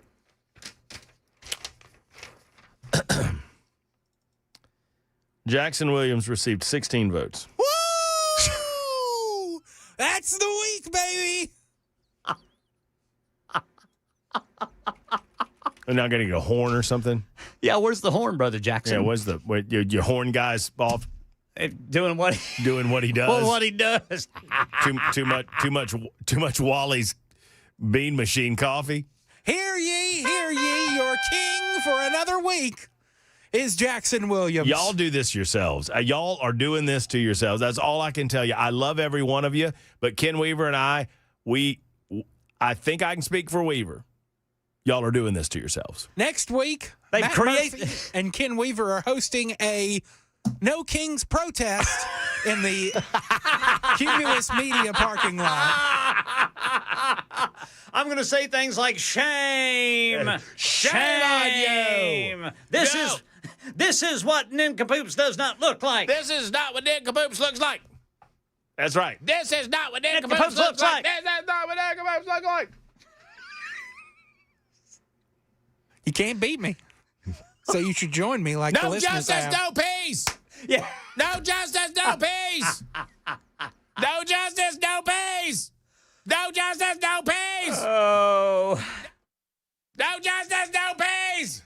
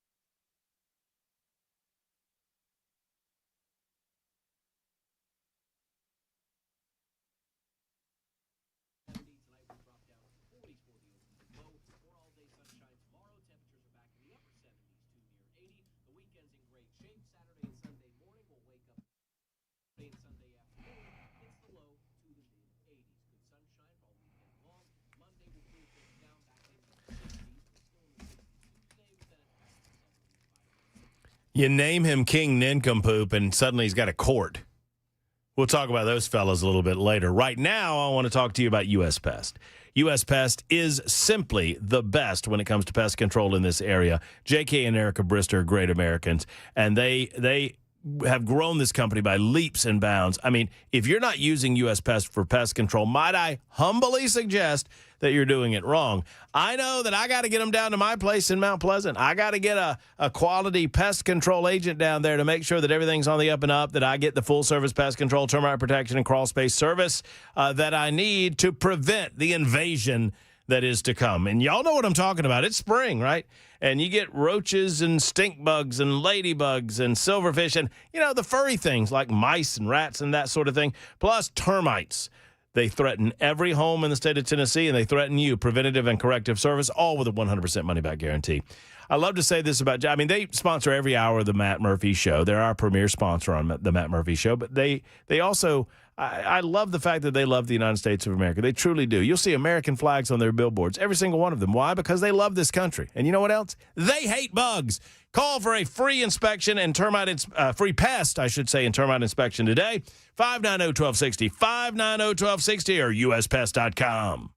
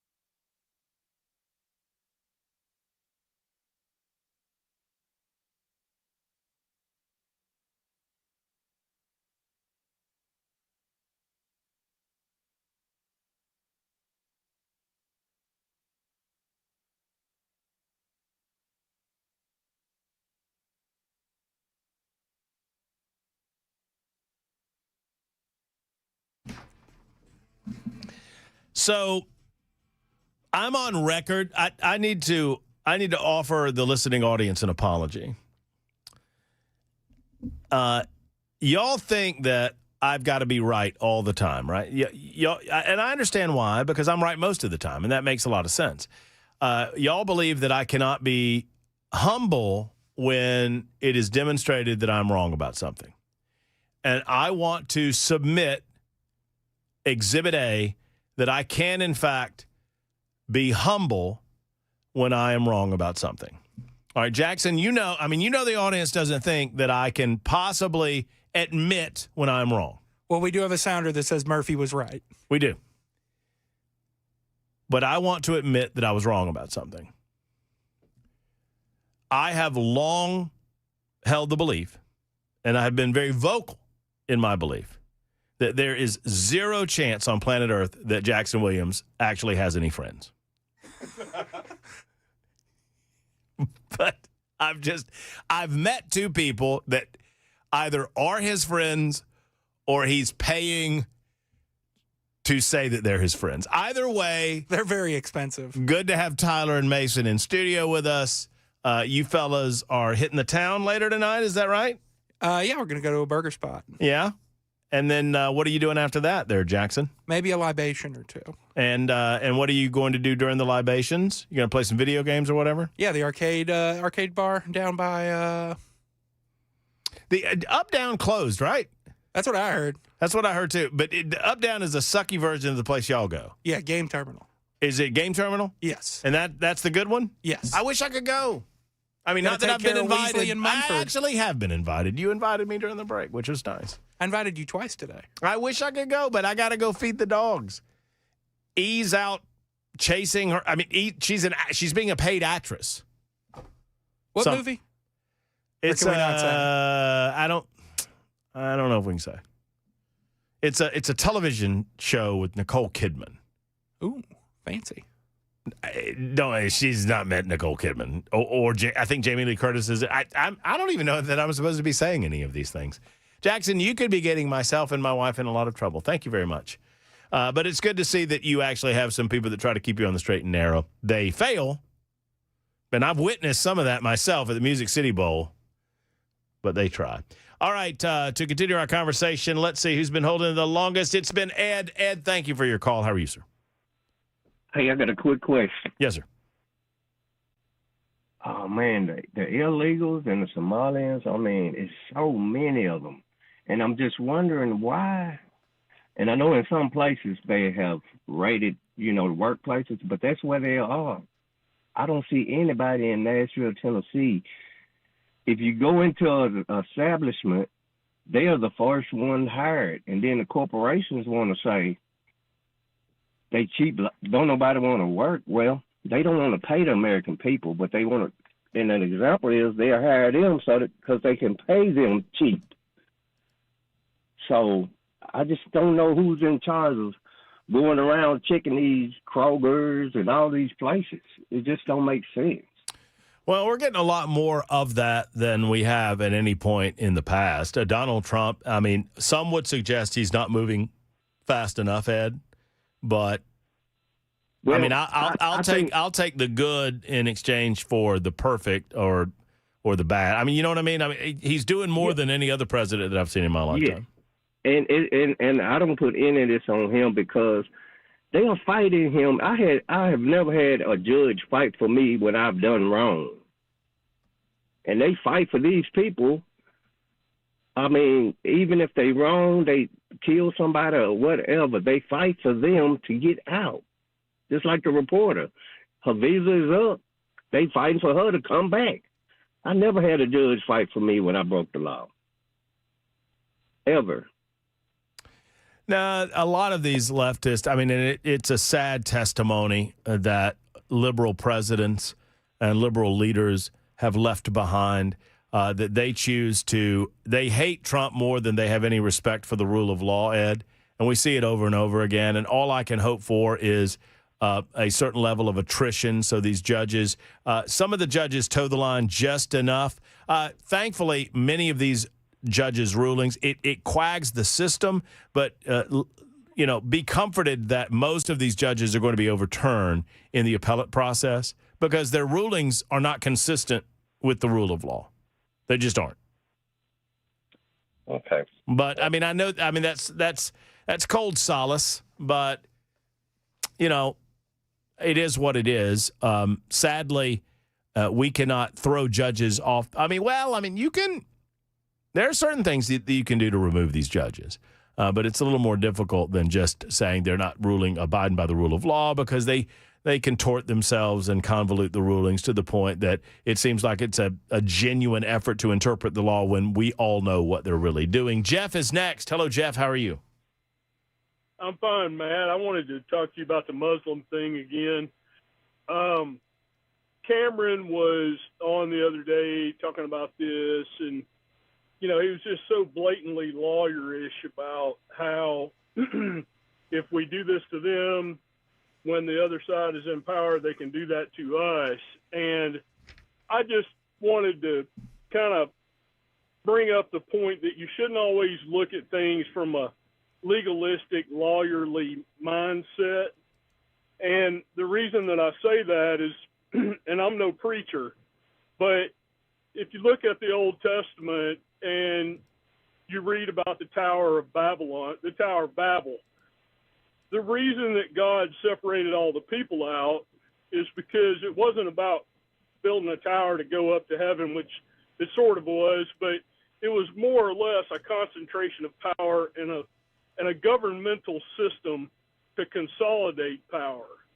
And so, you know, when you take that into mind, what really comes out of it, that shakes out of it, is a governmental system that allows non-God-driven laws and functions in our society.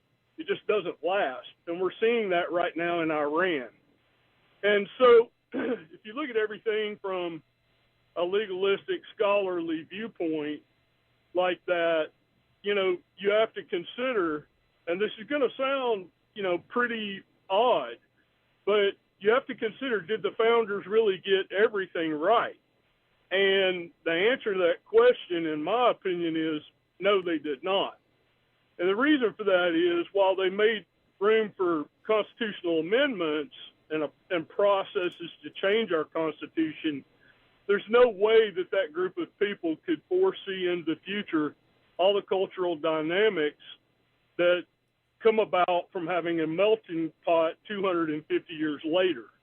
And another example of this is losing the culture of Nashville. I grew up in Nashville my whole life, and, you know, if you don't protect your culture gets replaced.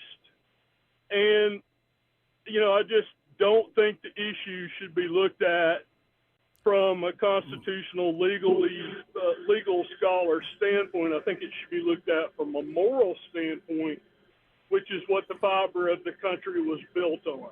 Let me ask you, I mean, and I understand what you're saying, and I hear you, but I'm curious. You said something about Nashville. I'm just curious. When was Nashville right? Prior to 2000, really up to about 95. So before Broadway, basically. That's correct. Okay, so you lower Broad in the old days was peep shows and yeah. Yeah, you were considered a scumbag. Yeah, druggies and peep shows and drunks and right. Ryman Auditorium didn't have anything going on. They were out and up. Okay, I mean that's fair. When was the United States of America right? I don't know that it necessarily always was. And I think that that's something that people need to contemplate is, you know, how could these men that were 19, 20, 21, 23 years old, you know, project 250 years in the future and be able to get everything right? Now, they clearly were geniuses, and they're far smarter than me, okay? But one thing I do know is that if you don't have a separation mechanism to separate out the peoples and the tongues and the languages, and you don't follow the guidance that God gives you out of Deuteronomy and the Old Testament books that show you how to run a government, you know, the Lord actually sent Joshua and many of the leaders, even older, further back than that, to kill out entire populations, the Ammonites and the Moabites. I'm sorry, I'm a little limited. I don't want to delve into the biblical teachings that underpin our Constitution. Well, we're a Judeo-Christian country. That's the basis of our country. Yes, but we are not. We are not a Christian government. No, we are not a Christian government. But our government is, and that was on and Jeff, that was on purpose. Well, that was on purpose to a degree. To a degree, it was on purpose. If you actually go back to the letters of the forefathers, there were many that argued that the separation of church and state was actually non-existent, that is Well, the separation of church and state have nothing to. I don't mean to cut you off, but it has nothing to do with this. The concept of the separation of church and state was a conversational point that was made amongst the founding fathers, and it was certainly a belief system that they had, but that was designed to protect the church, right? Their concern was that the state would interfere with the church, not that the church would interfere with the state. No, the concern was the freedom of religion, but the freedom of religion is not the same as freedom from religion. And what we have now is a persecutorial religion in the Islamic faith. When you go to court, well, no. I know the text. Congress shall, I'm not trying to argue with you. Congress shall make no law respecting an establishment of religion or prohibiting the free exercise thereof. Yeah. So the question is, what is a religion? Okay. Sure, I get it. I understand that many people want to. Many non-Muslims will tell you that Muslims don't follow a religion. Muslims say that they do. So, should non-Muslims determine that? I'm all about it. If we want to amend the Constitution of the United States of America and exclude the Muslim faith from the prohibition that you are not allowed to freely exercise your religious faith as you so choose, so long as you're not depriving the others in this country of life, liberty, and their pursuit of happiness, then that's fine. But that's what you're going to have to do. Jeff, you're just, if you want to make an exclusion because of circumstances that are present in 2026 versus circumstances that were present in 1776, then, the prescription for that exclusion is the amendatory process. Wouldn't you agree? Well, I would. Okay, but the only other note that I'd throw into this conversation is laws are formed from political pressure, which would go through that amendment process. But aside from the legal framework, when you do have a situation of confrontation and you go to court, a judge looks at trailing operating history. And, when Cameron was talking the other day, and he stated that, whatever they do to you do to them, they can do to you when you lose power. That's not necessarily true because I don't remember. Go ahead. I'm sorry. Yeah, the trailing operating history of the Muslim and the Islamic faith has been death and destruction, death to America, death to the freedom of the people of Iran, blowing up our Army Reserve barracks, blowing up everything humanly possible. We got guys with arms and legs missing all over the place from Afghanistan. They were all Muslims. Okay, the trailing operating history of the group as a whole is not religious or peaceful in context. Once again, Jeff, I'm not arguing with you. I'm telling you what the constitutional prescription and what the answer is. And I believe if we start picking and choosing where we believe in the Constitution and where we don't, we're lost. We're done. We're toast. Well, we need a constitutional amendment, and Ogles is absolutely correct. They've had years and years to renounce this violence, and they won't. You can't put oil. Well, do you? Do you want the I'm trying to be rational here. What is the answer? That government is going to force someone of a religious sect to speak? Absolutely. How you want a government that's big enough that would go into a church, your church, because I promise you, if the government gets the authority to force speech from one religious sect, eventually they're going to use it for all of them. And they're going to start with the Christian faith and hate speech. And y'all better watch out what you're looking for, because they'll come right into the churches and they'll tell the churches that you are no longer allowed to disavow homosexuality. I'm just going to put a real fine point on it. And if you want the government doing that, just open up this door that the government has to enforce, that government has the opportunity to enforce what churches believe and what churches don't believe. On the other side of that coin, Matt, if you aren't careful for what you look for, your neighbor's going to move in, going to be a Muslim guy, he's going to blow everybody up. So you got to make choices. There's risk in everything. You got to make choices. You got to pick a side.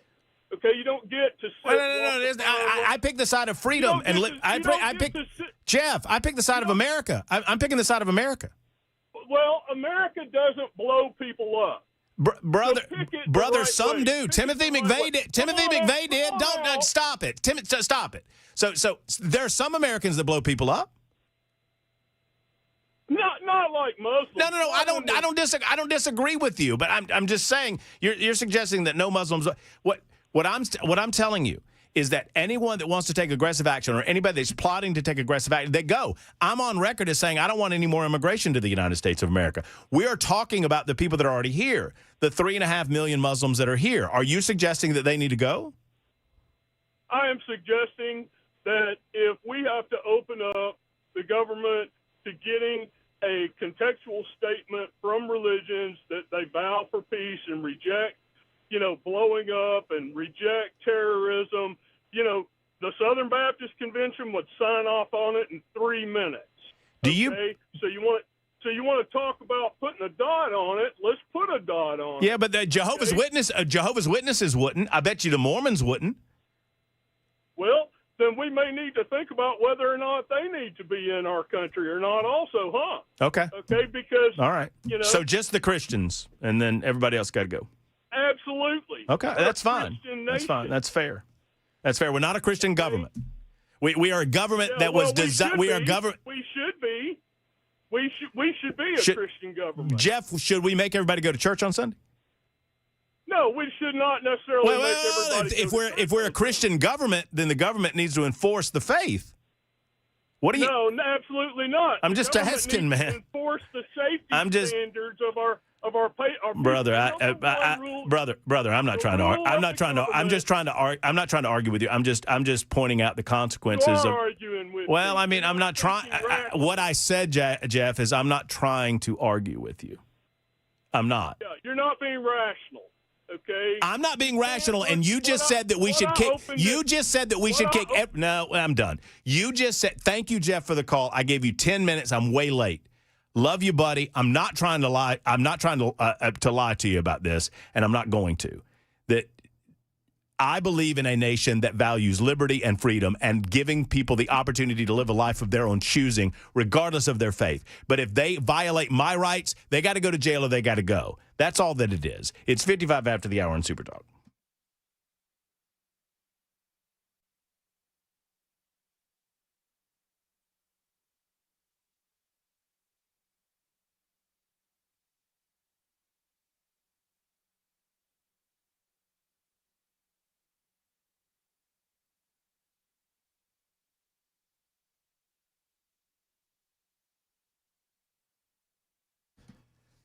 Hello, friends. It's Matt Murphy for Contours LLC. Contours is great people, and they do a great job at Contours, helping you look your best for the spring into the summer. Friends, they're running incredible specials right now at Contour, and all you need to do is check them out and get one of their Belly Buster special packages for $99. Get in, and for your first treatment, you'll get the full treatment. You'll understand exactly how the red light therapy works, and friends, it will work. Over 2 inches on your first treatment, or your first treatment is free. That's the guarantee at Contours LLC. Go to ContoursLLC.com to schedule, ContoursLLC.com, or call 615-236-9960, 615-236-9960. I invite you to be a part of the Contours family. I am, and I want you to be. It's Contours LLC.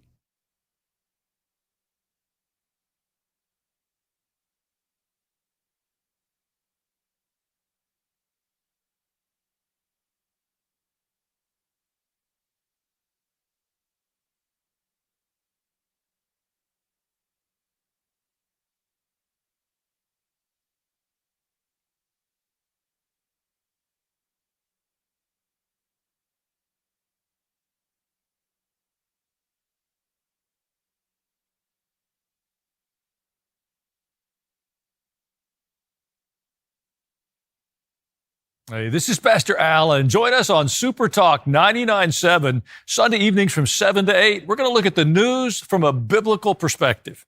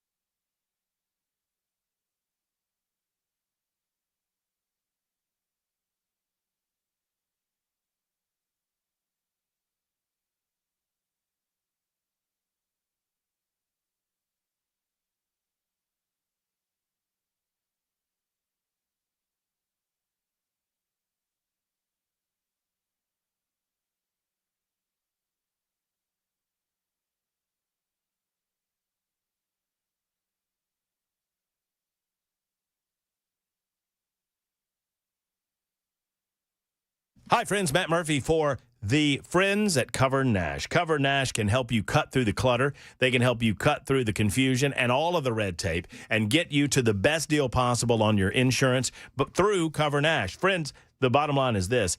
They say, open enrollment season's over, so that means you can't do it. That's not true. Open enrollment season means nothing. Let's get with Shane Ring and Cover Nash and allow him to look at your current health coverage, shop the entire marketplace, and find out where they can save you money. That's what it's all about. You do not have to play by Washington's rules. Shane Ring at Cover Nash can help you cut your costs by up to 60%. Keep your doctor, keep your hospital, skip the government red tape. Self-employed? Uninsured? Tired of paying too much? 615-465-0023, 465-0023 or covernash.com.